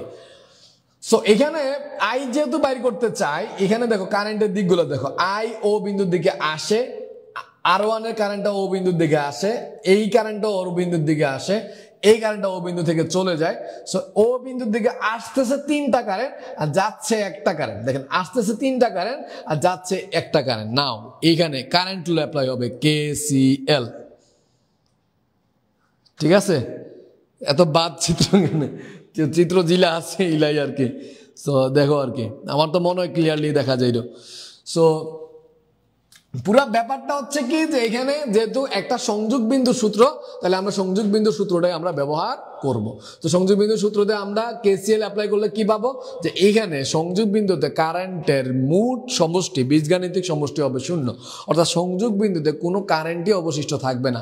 যে পরিমাণ কারেন্ট সংযোগ বিন্দুর দিকে আসবে ওই পরিমাণ কারেন্ট আবার সংযোগ বিন্দু থেকে চলে যাবে, ফ্যাক্টরটা হচ্ছে এইটা। তো কি পরিমাণ কারেন্ট সংযোগ বিন্দুর দিকে আসতেছে এটা দেখো, 1.9 মিলি অ্যাম্পিয়ার, আই 0.5, এই 3টা কারেন্টের দিকে তুমি তাকায় দেখো, এই 3টা কারেন্টের সংযোগ বিন্দুর দিকে আসে। সো আমরা কি পাইলাম 1.9 প্লাস এখানে পাইলাম কত আই, প্লাস কত পাইলাম 0.5, চলে যাচ্ছে কোনটা দেখো, চলে যাচ্ছে 3। ঠিক আছে, যে পরিমাণ কারেন্ট আসবে ওই পরিমাণ কারেন্ট চলে যাবে, এটা হচ্ছে KCL যেটা। অর্থাৎ সংযোগ বিন্দুতে কোনো প্রকার কারেন্ট অবশিষ্ট থাকবে না, সংযোগ বিন্দুতে কারেন্টের বীজগাণিতিক সমষ্টি আমার 0 হবে। নাও দেখো আই যেগুলো তাহলে কত হবে, 3 মাইনাস 2.4 কত 0.6 মিলি অ্যাম্পিয়ার, আনসার ক। সো যাদের ক উত্তর, যারা ক উত্তর দাগাইছেন প্রত্যেকটা উত্তর সঠিক। কি কি দাগাইছেন দেখি, এটা 24 নাম্বারটা ইফাদ উত্তর দিছে, কইতে পারছে, বাদ চিত্র হইলে তো ফাটি গেছে। তারপরে হচ্ছে পৃথিলা ক উত্তর দিছে বর্ণ, তার মানে 4জন হচ্ছে এটা সলভ করতে পারছে। সো 4জনই ক্লাস করতেছো, তো 4জনই পারছো, গুড। বাকি আরো ক্লাস করলে অন্তত KCL KVL আমার পোলাপাইন পারে, এটা নিয়ে কোনো আমার সন্দেহ নেই। 26 এটা কি হইতে পারে বস পোলাপাইন, এটা নিয়ে একটু আলোচনা করো। কোন বাল্বের ফিলামেন্টের রোধ দেওয়া আছে, একটা বাল্বের ফিলামেন্টের রোধ দেওয়া আছে এবং দুই প্রান্তের বিভব পার্থক্য ভোল্টেজ দেওয়া আছে। বাল্বের ভিতর দিয়ে কত তড়িৎ প্রবাহিত হবে, কারেন্ট দূর, এটা কি অঙ্ক করবো?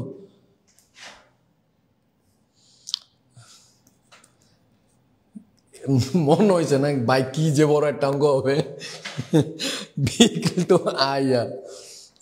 আই ইকুয়াল টু কি হবে, বি বাই আর। 220 ভাগ কত বলো তো, 50।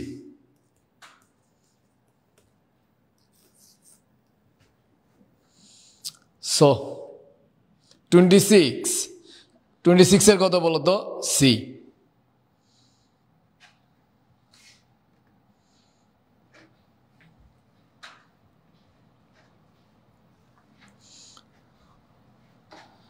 কারো প্রবলেম আছে বলে আমার মনে হয় না, আপনারা সবাই আশা করি পারতেছেন।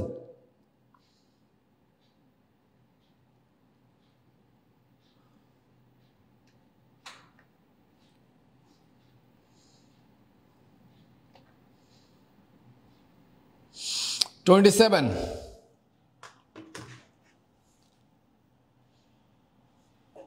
220 না 250, আমি কত লিখছি, 250 লিখছি, 250 রাখলাম, মুখে কত ফ্লো তো মাইরা দিছি 20। প্রদত্ত বর্তনীর এ ও বি বিন্দুর মধ্যে বিভব পার্থক্য কত? বস এটা পারবেন নি। প্রদত্ত বর্তনীর এ ও বি বিন্দুর মধ্যে বিভব পার্থক্য কত? দেখি এইটা পোলাপাইন কি করবেন। সো এ বিন্দুর বিভব আর বি বিন্দুর বিভব বাইর করতে হবে, তাইলে এই দুই বিন্দুর বিভব পার্থক্য বাইর করতে পারবেন। এটা মোটামুটি একটা লম্বা একটা অঙ্ক। সো আমি দেখি এটা কার কি অবস্থা। প্রথমত আমরা আগে এখানে রুটটা হিসাব করি। সো আমি কোনো বিন্দুর বিভব যদি বাইর করতে হয় বা কারেন্ট বাইর করতে হয়, আমার আগে তুল্য রোধ, মূল প্রবাহ, এই দুইটা জিনিস বাইর করেই আগাইতে হবে। আগে তুল্য রোধ বাইর করতে হবে, মেইন কারেন্ট বাইর করতে হবে। মেইন কারেন্ট যদি নিয়ে আগায় যাই, তখন আমি বুঝবো আমি কি পরিমাণ ভোল্টেজ খরচ করছে বা আমার কি পরিমাণ কারেন্ট থাকবে। ঠিক আছে? সো আমার এই দুইটা জিনিস আগে করে আগাইতে হবে। একটা হচ্ছে তুল্য রোধ বাইর করা, একটা হচ্ছে মেইন কারেন্টটা বাইর করা। সো আমরা তুল্য রোধ বাইর করি। আমরা তুল্য রোধ বাইর করতে গিয়ে দেখো এখানে হচ্ছে 3 ওহমের একটা রোধ আছে, এই জায়গায় উপরে হচ্ছে 2টা রোধ আছে আর নিচে আরো 2টা রোধ আছে। সো আমি এখানে কি পাইলাম? এখানে 3 আর 1 কত পাইলাম? 4। শ্রেণীতে যোগ হয়, ধারো করতে কালকে বহুত বেজাল করছি আমরা। আচ্ছা ফাইন, এখানে 2টা 4 হয়, 3 আর 1 কত হইলো? 4, এখানে কত হইলো? 3। সো 4 4 সমান্তরাল করলে এখানে আমি কত পাবো? 2। সো এখান থেকে আমি পাইলাম 2, এখান থেকে আমি পাইলাম কত? 3। 3 আর 2 করলে কি হবে? আর ইকুইভ্যালেন্ট হয় 5 ওহম। ঠিক আছে? তুল্য রোধ আমরা পাইছি 5। অতএব মেইন কারেন্ট কি হবে? I = E/R। অভ্যন্তরীণ কোনো রোধ নাই, কোনো বিভব হারাবে না। সো এখানে 10/5 তাহলে 2 অ্যাম্পিয়ার।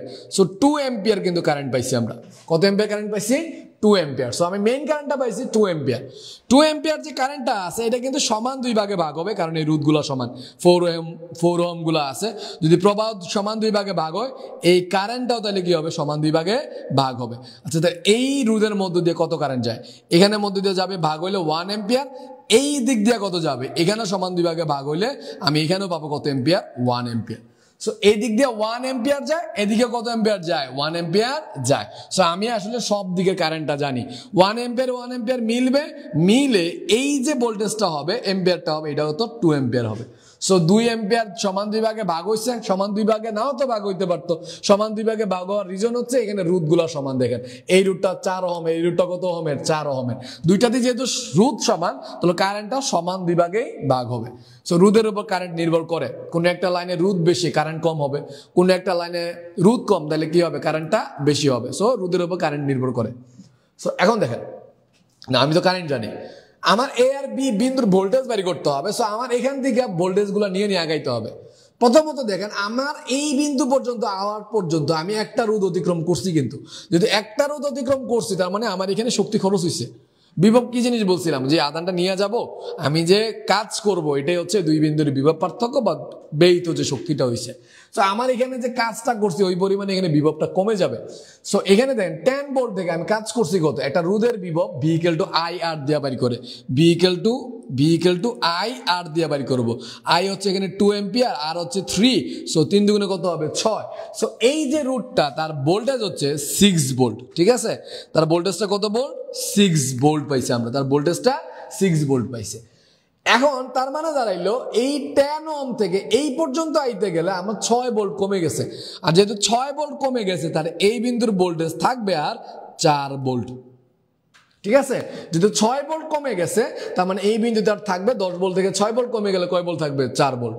সো আমার এখানে 4 ভোল্ট থেকে এদিকে প্রবাহ যাবে, 4 ভোল্ট থেকে এইদিকে প্রবাহ যাবে। সো না, উপর দিয়ে যাও।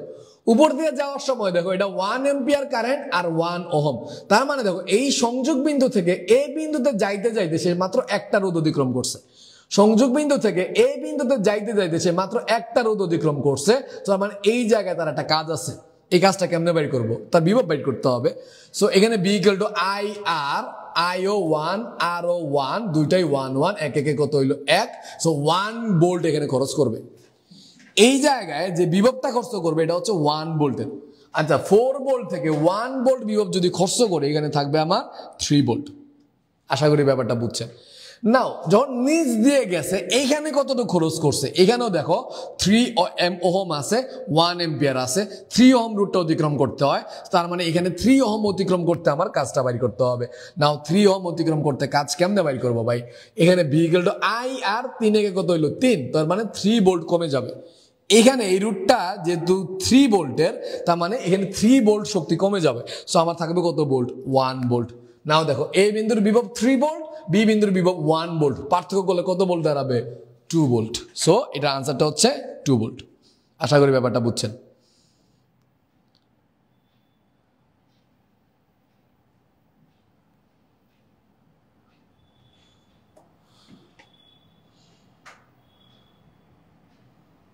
ও, এটা 200।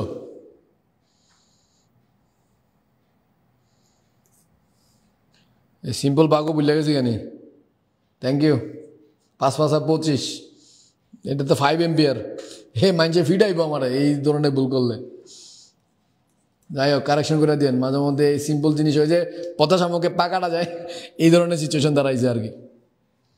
ওকে, থ্যাংক ইউ ভুলটা রেক্টিফাই করে দেওয়ার লাগে। বাকি একটাও তো আমার লগে লগে সবটি ভুল করে গেছে, না আমি ভুল করে গেছি কে জানে। ওকে, নাও এটা দেখেন 27 দেখেন, 27-এর গো, এটা একটা বড় অঙ্ক, সৃজনশীল এই টাইপের ম্যাথ আসে। সো এটা একটা সৃজনশীল টাইপের কনসেপ্টে, এটা বড় একটা কনসেপ্ট। সো এই কনসেপ্টটা বুঝতে অসুবিধা আছে কিনা আমি আবার একটু আলোচনা করি। সো আমার একটা বর্তনীতে কারেন্ট বাইর করব, কি পরিমাণ ভোল্টেজ যাইতেছে, যে জায়গাগুলো বাইর করব। সো আমার অবশ্যই যেটা করতে হবে, আমার তুল্যরোধগুলো বাইর করতে হবে। সো প্রথমে আমি তুল্যরোধ বাইর করছি, তারপরে মেইন কারেন্ট বাইর করছি, আমি পাইছি 2 এম্পিয়ার। সো দেখেন, এই যে মেইন কারেন্টটা পাইছেন, এই মেইন কারেন্টটা নিয়ে আগায়া গেলে আপনি কত ভোল্টেজ খরচ করছেন, কোন লাইনের কারেন্ট কত, এই জিনিসগুলো সব পাওয়া যাবেন। সো এখানে দেখেন 2 এম্পিয়ারের কারেন্টটা সমান 2 ভাগে ভাগ হয়েছে, তার মানে এটা 1 এম্পিয়ার 1 এম্পিয়ার। সমান 2 ভাগ কেন বলতেছি? কারণ এই 2 ভাগের রোধ সমান সমান, 4 ওহম করে। সো সমান 2 ভাগে ভাগ হবে, 1 এম্পিয়ার করে হয়েছে। না, এই 2 ভোল্টটা নিয়ে যে আগাইছেন, আপনার তো শক্তি খরচ হয়েছে। কত ভোল্ট খরচ হয়েছে? এই রোধের বিভবটা খরচ হয়েছে, মানে 3 দুগুণে 6 ভোল্ট খরচ হয়েছে। তাহলে 10 থেকে 6 গেলে থাকলো কত? এখানে 2। সো এই কানেক্টিং পয়েন্টের বিভবটা হচ্ছে 4 ভোল্ট। সো 6 থেকে 10 থেকে 6 গেল, থাকলো কত? 4। তাহলে এই কানেক্টিং পয়েন্টের বিভব হচ্ছে 4 ভোল্ট। নাও দেখো, এই 4 ভোল্ট নিয়ে যখন এই বিন্দুর দিকে গেছে, দেখো তো এই যে কারেন্টটা আছে, এটা 1 এম্পিয়ার কারেন্টটা গেছে এই বিন্দুর দিকে, এবং সে কতটুকু শক্তি খরচ করছে। সো এখানে যদি আমরা বিভব বাইর করি, বি ইকুয়াল টু আই আর, এক একে কত পাবো আমরা? 1। সো 1 ভোল্ট খরচ করছে, থাকবে কত? তাহলে 3 ভোল্ট। 4 ভোল্ট থেকে বিতে যাইতে যাইতে সে কতটুকু শক্তি খরচ করে, এটা হিসাব করো। বিতে যাইতে যাইতে দেখো সে হচ্ছে, এই যে এখানে কারেন্ট যায় 1 এম্পিয়ার, 3 একে 3, তার মানে 3 ভোল্ট খরচ করছে। 3 ভোল্ট খরচ করলে থাকবে কত? 1 ভোল্ট। সো দেখো, তাইলে ব্যাপারটা হচ্ছে, কোনো বিন্দুর ভোল্টেজ বাইর করতে গেলে আমি যে কারেন্টটা নিয়ে বাইর করছি, বাড়িতে কি পরিমাণ শক্তি খরচ করছি, কি পরিমাণ ভোল্টেজ কমছে, এগুলো হিসাব করে গেলেই কিন্তু ওই বিন্দুগুলো ভোল্টেজ আপনি বাইর করতে পারবেন। আশা করি বুঝছে। সবে ঠিক করছে, আমি ভুল করছি। ওকে, ঠিক আছে, মাথা ব্ল্যাঙ্ক আর কি। না, আমার ক্ষেত্রে এটা হয় সামটাইমস। দেখবেন কঠিন জিনিসগুলোতে কোনো ভুল হয় না। ইজি একটা জিনিস দেখবেন, এটা সিম্পল ক্যালকুলেশন মাথা থেকে জায়গা।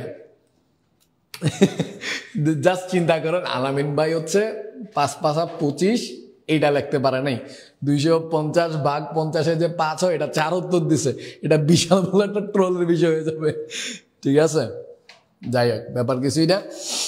সামটাইমস হচ্ছে মাথা কাম করে না আর কি।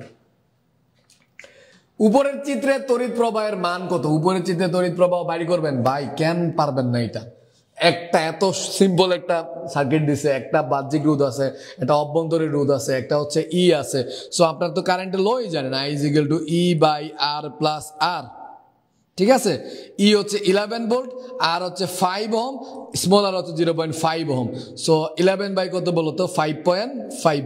11 বাই 5.5 কত আসে দেখেন না? 5.52 আসবে। ঠিক আছে, এই যে এখন এত বিশ্বাস গেছে, এটাও ভাগ করে দেখবো, দেখেন কি একটা অবস্থা। যদি এক্সাম হলে আমার এটাও মাঝে মধ্যে কাম হইতো, যে একটা সিম্পল জিনিস মাথাতে কাম করতো না। সো এই জন্য আমার নিজের উপর বিশ্বাস থাকতো না। সো অলওয়েজ হচ্ছে একটা সিম্পল ক্যালকুলেটর দিয়ে করতাম। ঠিক আছে, আমরা কত পর্যন্ত আইছি? বহুত স্লাইড। ঠিক আছে, আমরা আসছি কত পর্যন্ত? আমরা মোটামুটি 28 পর্যন্ত আইছি না নি? সো এটা হচ্ছে 2 এম্পিয়ার। আনসার হচ্ছে খ। সো কমতে কমতে 3 জন আছো নাকি? বর্ণ, মিথিলেশ, ইফাত, আর বাকিটা কই? চলে গেছো, লম্বা ক্লাস তো, পরে রেকর্ডিং দেখে নিও অন্তত, অসুবিধা নেই। 29 নাম্বার, বর্তনী মোট রোধ কত হবে? প্লিজ। এখানে তিনটা আছে সমান্তরাল, বলার দরকার আছে, পোলাপাইন যথেষ্ট এক্সপিরিয়েন্সড। তিনটারই দেখেন দুইটা স্বাভাবিক প্রান্তগুলো যুক্ত, সো এই তিনটা সমান্তরালে আছে, এই দুইটা সমান্তরালে আছে, সো তিনটা সমান্তরাল, দুইটা সমান্তরাল। তো সমান্তরাল সমান্তরাল কিসে থাকবে? শ্রেণীতে। আপনারা নিজে নিজে করেন, এটা নিজে নিজে করলে পাওয়া যাবেন। ছুটি দিলেন ভাই? দিলাইমো 30টা যাই। সো দেখেন 1/rp ইজ ইকুয়াল টু আমরা কি পাইলাম? 1/r plus 1/r plus 1/r। So 1/rp হিসাব করলে দেখেন r যদি লসাগু নেই উপরে থাকবে 3, so rp is equal two কত পাইলাম? r/3। ঠিক আছে, এখন দেখেন, এখন আমরা দেখতে পাইলাম r/3, আর নিচের যে দুইটা আছে 1/r 1/r, এখান থেকে কত পাবো? দেখো তো, এটা তো r/3 পাইছি, এটা তাইলে পাবো সমান রোধের r/2 পাবো। সো এখানে r/3 প্লাস r/2 এই দুইটা শ্রেণীতে থাকবে। সো 3 দুগুণে 6, 6 লসাগু নেন। ঠিক আছে, 3 দুগুণে 6, 2 প্লাস কত হইলো 3, 2 প্লাস 3 তে কত হইলো 5 r, তাহলে 5r/6, তাহলে উত্তর তাইলে 5r/6 গ নাম্বার। দেখেন পারা যায়, মুখোমুখি পারা যায়। সো এই তিনটা সমান্তরাল, তাহলে 1/r 1/r 1/r, আর লসাগু নিলে উপরে 1 1 1 যোগ করলে কত হইলো 3। সো এখানে সমান রোধের তিনটা থাকায় তুল্য রোধ পাইছি আমরা r/3। সো আর 3 ভাগে ভাগ হয়েছে, সো r/3 পাইছি। আর এখানে সমান রোধের দুইটা থাকে, এটা পাবো কত? r/2। না, r/3 আর r/2 এই দুইটা কিভাবে আছে? শ্রেণীতে আছে। তাহলে r/3 r/2 শ্রেণীতে থাকলে আমরা যোগ করি। সো যোগ করলে আমরা লসাগু নিলাম 6 লসাগু নিলাম, তাহলে এখানে পাবো হচ্ছে 2, এখানে পাবো 3, তাহলে 2r 3r যোগ করলে আমরা পাবো 5r। এটা মনে আছে, এটা অন্তত বলি নাই। ওকে, ঠিক আছে, আশা করি বুঝতেছেন, কোনো প্রবলেম নাই, চিল। আমার যাদের উত্তর পাওয়ার মোটামুটি আমি পাইয়া গেছি। ইফাদ, মিথিলা, পৃথিলা বর্ণ, মিথিলা কেটা আবার, মানে ইফাদ আর কি, পৃথিলার বড় বোন মিথিলা বলা। কোষের অভ্যন্তরীণ রোধ বৃদ্ধি পেলে বর্তনী প্রবাহ মাত্রা কি হইতে পারে? অভ্যন্তরীণ রোধ যদি বাড়ে, প্রবাহ কি বাড়বে না কমবে? এই রিলেটেড আপনার কি কনসেপ্ট আছে, এটা হচ্ছে জানার বিষয়। ঠিক আছে, so I is equal two, ধর আমি যদি এই কনসেপ্টটা নিয়ে আলোচনা করি, ধরো এই যে ধরো কোষ দিলাম, এখানে হচ্ছে আর দিলাম, এখানে কিন্তু বিভব হারায়। সো এখানে অভ্যন্তরীণ রোধের জন্য কোষ সবসময় একটা বিভব এই জায়গায় খরচ করে ফেলে। সো অভ্যন্তরীণ রোধ যত বেশি থাকবে, কোষ তত বেশি শক্তি এখানে খরচ করবে, ফলে মেইন কারেন্টটা কি আসবে? কম আসবে। আপনি যদি এইভাবে না বুঝেন, তাহলে I is equal to E/R plus R। এখন দেখেন স্মল r, এটা হরে আছে, তাহলে অভ্যন্তরীণ রোধ যত বাড়াইতে থাকবেন হরের মান তত বাড়বে, ফলে ভাগফলের মান কমবে। সো অভ্যন্তরীণ রোধ বাড়তে থাকলে প্রবাহের মানটা বাড়ে। হারানো বিভব দিয়ে যদি আনসারটা দেওয়ার চেষ্টা করি, অভ্যন্তরীণ রোধ যত বাড়বে তত বিভবটা এখানে হারাই যাবে। আপনি যদি না বোঝেন আরেকটু দেখাই, ধরো 15 ওহম, এখানে যায় 2 অ্যাম্পিয়ার যায়, ঠিক আছে, 2 অ্যাম্পিয়ার কারেন্ট যায়, তো 30, এখানে ধরেন আমি দিলাম হচ্ছে 40 ভোল্ট পাইলাম। ঠিক আছে, এখন দেখেন এই জায়গায় আমরা দিলাম এখানে 5 ওহম অভ্যন্তরীণ রোধ। কত ওহম অভ্যন্তরীণ রোধ? 5 ওহম। তো কোষটা ব্যাপারটা কি দাঁড়াবে? এখানে দেখো এই কোষ থেকে 2 অ্যাম্পিয়ার গেছে। কেন 2 অ্যাম্পিয়ার গেছে? তুমি যদি বাইর করো I is equal to E/R plus R, দেখবা এই সার্কিট থেকে 2 অ্যাম্পিয়ার পাইছো। এখানে কিন্তু আরো বেশি কারেন্ট যাইতে পারতো। 2 অ্যাম্পিয়ারই কেন গেছে? এত কম কেন গেছে? তার কারণ হচ্ছে দেখো এখানে আমি তো 40 ভোল্ট ব্যবহার করছি, এটা হচ্ছে 15 ওহম আছে, 40 ভাগ 15 তো 2 পয়েন্ট সামথিং, কারেন্ট তো আরো বেশি হওয়ার কথা, কিন্তু কারেন্ট কমে 2 অ্যাম্পিয়ার কেন হয়েছে? তার কারণ হচ্ছে 40 ভোল্টের কিছু বিভব এখানে কমে যায়। দেখো 15 দুগুণে 30, এই রোধ অতিক্রম করতে সে মাত্র 30 ভোল্ট শক্তি খরচ করছে, 30 ভোল্ট শক্তি খরচ করছে। এই 40 ভোল্টের মাত্র 30 ভোল্ট খরচা করলে বাকি 10 ভোল্ট গেল কই? বাকি 10 ভোল্ট এই কোষটা যখন অতিক্রম করতে যাবে তখন কিন্তু খরচ হয়ে যাবে। এটার আমরা হারানো বিভব করলে, তাহলে 5 দুগুণে কত দাঁড়াইলো? 10। 10 ভোল্ট চাইলে সে কোষের মধ্যে হারাই ফেলবে, এটার আমরা হারানো বিভব বলি। সো এখানে একটা এক্সাম্পল বা সংজ্ঞা আসে, অনুধাবনে আসতে পারে যে হারানো বিভব জিনিসটা কি, এই রিলেটেড কনসেপ্টগুলো আসতে পারে। সেকেন্ড, আমরা কি পাইতে পারি? এখানে পাইতে পারি যে এখানে কনসেপ্টুয়াল যে জায়গাটা পাইলাম, অভ্যন্তরীণ রোধ যত বাড়বে প্রবাহ তত কমে যাবে। সো অভ্যন্তরীণ রোধ যত বাড়বে প্রবাহটা কমবে। সো এইটা বাড়লে যদি কমে, একটা বাড়লে যদি অপরটা কমে, এটা অবশ্যই সমানুপাতিক না, এটা অবশ্যই হবে ব্যস্তানুপাতিক। একটা বাড়লে অপরটা কমে। অভ্যন্তরীণ রোধ যদি বাড়ে তড়িৎ প্রবাহ মাত্রা কমবে, তাহলে ব্যস্তানুপাতে কমে। সো ব্যাপারটা কি দেখছে দেখেন। Asma Begum sir, live class কি সব সময় হয়? হ্যাঁ, আমাদের যে পেজটা আছে এটাতে আমরা রেগুলারলি লাইভ ক্লাসগুলো নেওয়ার চেষ্টা করি, বিশেষ করে এমসিকিউ। আমরা গত স্থির তড়িৎটা আমরা হচ্ছে আমাদের পেজ আলামিন একাডেমির যে পেজটা আছে এই পেজে আমরা পুরা মানে স্থির তড়িৎ নিছি, তারপরে তাপগতিবিদ্যা নিছি, এখন আমরা হচ্ছে চলতড়িৎটা নিতেছি, ঠিক আছে। এছাড়াও আপনি যদি আগের ক্লাসগুলো করতে চান ফেসবুক থেকে খুঁজে পাওয়াটা কঠিন, আপনি আলামিন একাডেমির পেজে দেখবেন যে একটা ইউটিউব লিঙ্ক আছে, আমাদের একাডেমির যে ইউটিউব চ্যানেলটা আছে ওইখানে গেলে আপনি ওই পুরা লাইভ ক্লাসগুলো আবার মানে দেখতে পারবেন, ইউটিউব থেকে দেখে নিতে পারবেন। সো আমরা প্রত্যেকটা ইন্টারমিডিয়েটের প্রত্যেকটা চ্যাপ্টারে আমরা এমসিকিউ যে জায়গাগুলো আছে, আমরা বোর্ডের এমসিকিউগুলো বিশেষ করে সবচেয়ে কমন উপযোগী যে এমসিকিউগুলো আছে এগুলো আলোচনা করার চেষ্টা করব। আমরা অন্তত 100টা প্রত্যেকটা চ্যাপ্টার থেকে বেছে বেছে 100টা এমসিকিউ সলভ করব, যে 100টা এমসিকিউ থেকে আপনার কমন পাওয়ার সম্ভাবনা সবচাইতে বেশি থাকবে। প্রত্যেকটা চ্যাপ্টারের এই যে আমরা সলভ করব এই যে সমাধানটা, এই সমাধানটার কিন্তু স্লাইডের যে পিডিএফটা এটা ডেফিনেটলি আমি আমার ইউটিউব চ্যানেলে ড্রাইভ লিঙ্ক আকারে দিয়ে দিব, ভিডিওগুলো ডেসক্রিপশনে আপনি ড্রাইভ লিঙ্কগুলো পাওয়া যাবেন। সো আপনার এক নজরে দেখতেও পারবেন, চাইলে ক্লাসগুলোও করতে পারবেন, যেটা আপনার এমসিকিউর প্রিপারেশনটারে অনেক বেশি বুস্ট আপ করে দিবে, আমার মনে বুস্ট আপ করে দিবে ইনশাল্লাহ। সো 30টা সলভ করলাম, আমরা আরেকটু সলভ করে ফেলি, অন্তত আরো 5-10-15 মিনিট নেওয়াই যায় ক্লাসটা।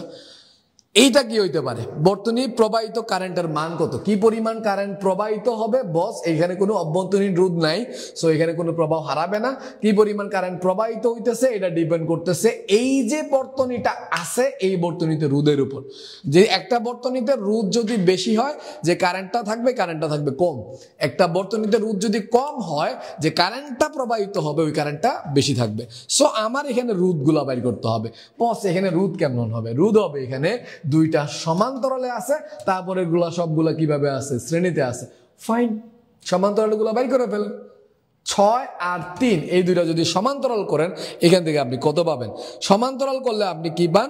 1/6 1/3। এখান থেকে আপনি কি পাইলেন দেখেন তো, 6 লসাগু নেন, 6 লসাগু নিলে আপনি কত পান? 1 + 2 3 মানে 1/2। অতএব এখানে Rp = আমরা পাইলাম 2 ওহম। তাহলে আর কত পাইলাম? 4 ওহম 4 ওহম, তাহলে 8 ওহম। 8 আর 2 কত হইলো? আর ইকুইভ্যালেন্ট আমরা পাইলাম 10 ওহম। আশা করি ব্যাপারটা বুঝছেন। এখান থেকে পাইলাম 2 ওহম, আর 4 4 কত? 8, 8 আর 2 কত দাঁড়াইলো? 10। তাহলে তুল্য রোধ আমরা এখানে পাইলাম 10 ওহম। আমি এখন কারেন্ট বাই করব। সো আমি ভোল্টেজ যেহেতু জানি, কুশি বিভব যেহেতু জানি, I = E/R 10/20/10, আমি পাইলাম কত অ্যাম্পিয়ার? 2 অ্যাম্পিয়ার। সো এখানে যে কারেন্টটা পাবো এটা হচ্ছে 2 অ্যাম্পিয়ার। আশা করি ব্যাপারটা বুঝছেন। সো আমরা অলরেডি আসতেছি, অনেকগুলো ক্লোজে চলে আসি, সার্কিট আজকে সলভ করতেছি, কালকে আরো অনেকগুলো সার্কিট সলভ করবো, কিসব নিয়ে আলোচনা করবো আগামী ক্লাসে। দেখবা যে চলতড়িতের এমসিকিউ রিলেটেড আর তোমার কোনো প্রবলেম থাকবে না। আর প্রত্যেকটা এমসিকিউতে আসলে যে এই এমসিকিউ নিয়ে আলোচনা করি এমন না, অনেক এমসিকিউতে আছে দেখবেন এখানে অনেক জ্ঞানমূলকের কনসেপ্টের দরকার পড়ে। আমি প্রত্যেকটা জ্ঞানমূলকের কনসেপ্টগুলো নিয়ে আলোচনা করি। তো যারা ক্লাস করতেছেন, অনেকে আছে রেগুলারলি ক্লাস করতেছেন, আশা করি আপনাদের অনেক উপকারে আসে, কারণ আপনার পুরো কনসেপ্টে আবার হয়ে যায়, রিকল হয়ে যায়। সো 30-এর গ যারা উত্তর দিচ্ছেন সকলে উত্তরটা সঠিক। 31 কি হবে? দুইটি কোষের শ্রেণী সমবায়ের ক্ষেত্রে প্রবাহ মাত্রার সূত্র কোনটা? দুইটা কোষ শ্রেণীতে আছে, তাইলে কি হবে? এখানে কিন্তু রোধের ব্যাপারটা বলে নাই, কোষের ব্যাপারটা বলছে। বাহ্যিক রোধ যা থাকবে আর, ধরো আরই আছে বাহ্যিক রোধ। সো এখানে দুইটা কোষের ব্যাপারটা রাখছে, একটা এবং দুইটা কোষ শ্রেণী সমবায় যুক্ত করছে। একটা ধরো ই এবং দুইটা ই মানের, আপনি যদি অপশনগুলো দেখেন দুইটার কোষ বিভব, সবগুলোর কোষ বিভব কি বলতো? ই, ঠিক আছে। সবগুলো অভ্যন্তরীণ রোধ কত বলতো? আর। তো আমি এখানে ধরো I = টোটাল ই কত পাইলাম? I = E/R + R না, টোটাল ই কত পাইলাম? দেখো এখানে দুইটা কোষ শ্রেণীতে আছে, শ্রেণীতে কোষ হয় মোট মানে যোগ হয় আর কি। টোটাল বিভব আমরা বাইর করব যোগফল। তো E + E = আমরা কত পাইছি? 2E পাইছি। এটা হচ্ছে বাহ্যিক রোধ প্লাস অভ্যন্তরীণ রোধ। কোষ যেহেতু শ্রেণীতে আছে বস অভ্যন্তরীণ রোধগুলাও শ্রেণীতে থাকবে। চলো আর প্লাস আর আমরা কত পেলাম বলতো 2r। সো এখানে is শ্রেণীতে আমরা একটা সূত্র বের করতে পারি ne = r প্লাস nr। ঠিক আছে, আর প্লাস nr। তো যারা ক্লাস করছেন এখন করতেছেন আশা করি এই সূত্রগুলো পারবেন, আমার কোনো অসুবিধা হবে না। সো এটা মিলতেছে কার সাথে? এটা মিলতেছে এটার সাথে। সো এটা হচ্ছে অপশন, এই অপশনটা সঠিক। শ্রেণীগুলো নিয়ে আরেকটু আলোচনা করি। ধরো এখানে দুটা ভিন্ন মানের কোষ বললো, ঠিক আছে, একটা হচ্ছে 4 ওহম মানের, একটা হচ্ছে 4 ভোল্ট মানের, এটা হচ্ছে 6 ভোল্ট মানের, ঠিক আছে। এখানে ধরেন আর কোনো অভ্যন্তরীণ রোধও দিলাম না। সো এখানে মেইন কারেন্ট কি পাবেন? I = E/R। এখানে কোনো অভ্যন্তরীণ রোধ নাই, কিন্তু দুইটা পজিটিভ ভোল্টেজ। তো টোটাল ভোল্টেজ আমি কত পাবো? এখানে 6 আর 4 যোগ করলে কত হবে? 10। তো 10/R হবে, 10/R হবে। কিন্তু এখানে আমি যদি সিনারিওটা একটু ডিফারেন্ট করে ফেলি, খালি সূত্র মুখস্থ করলে হবে না বস, এখানে ব্যাপারটা হচ্ছে কিছু কিছু জিনিস কনসেপচুয়ালি আগাইতে হবে, ঠিক আছে। সো এখানে ধরো আমি একটা পজিটিভ একটা নেগেটিভ ভোল্টেজ দিলাম, আর এই জায়গা থেকে কারেন্ট নির্গত হইলো, এখান থেকে কারেন্ট নির্গত হইলো I। সো দেখো তাইলে ব্যাপারটা কি দাঁড়িয়ে? পজিটিভ দিকে আমি যদি প্রবাহের দিকে দেখি, এখানে হচ্ছে এই ভোল্টেজটা হচ্ছে পজিটিভ আর এই ভোল্টেজটা হচ্ছে নেগেটিভ। এখানে হচ্ছে পজিটিভ প্রান্ত থেকে প্রবাহ যায়, এখানে হচ্ছে নেগেটিভ প্রান্ত থেকে প্রবাহ যায়। এইটা পজিটিভ ভোল্টেজ, এটা নেগেটিভ ভোল্টেজ। এখন তাহলে আমার টোটাল বিভব দেখো যোগ করলে কত আসবে? 2 ভোল্ট, ঠিক আছে। তাহলে কোষে একটা বর্তনীতে যে কোষগুলা যুক্ত, এটা খালি যে মুখস্থ করে ফেলবেন ne = n plus r plus nr এরকম না, কনসেপচুয়ালি আপনার আগাইতে হবে। শ্রেণীতে কোষগুলা থাকলে টোটাল বিভব হয় বিভবগুলার যোগফল।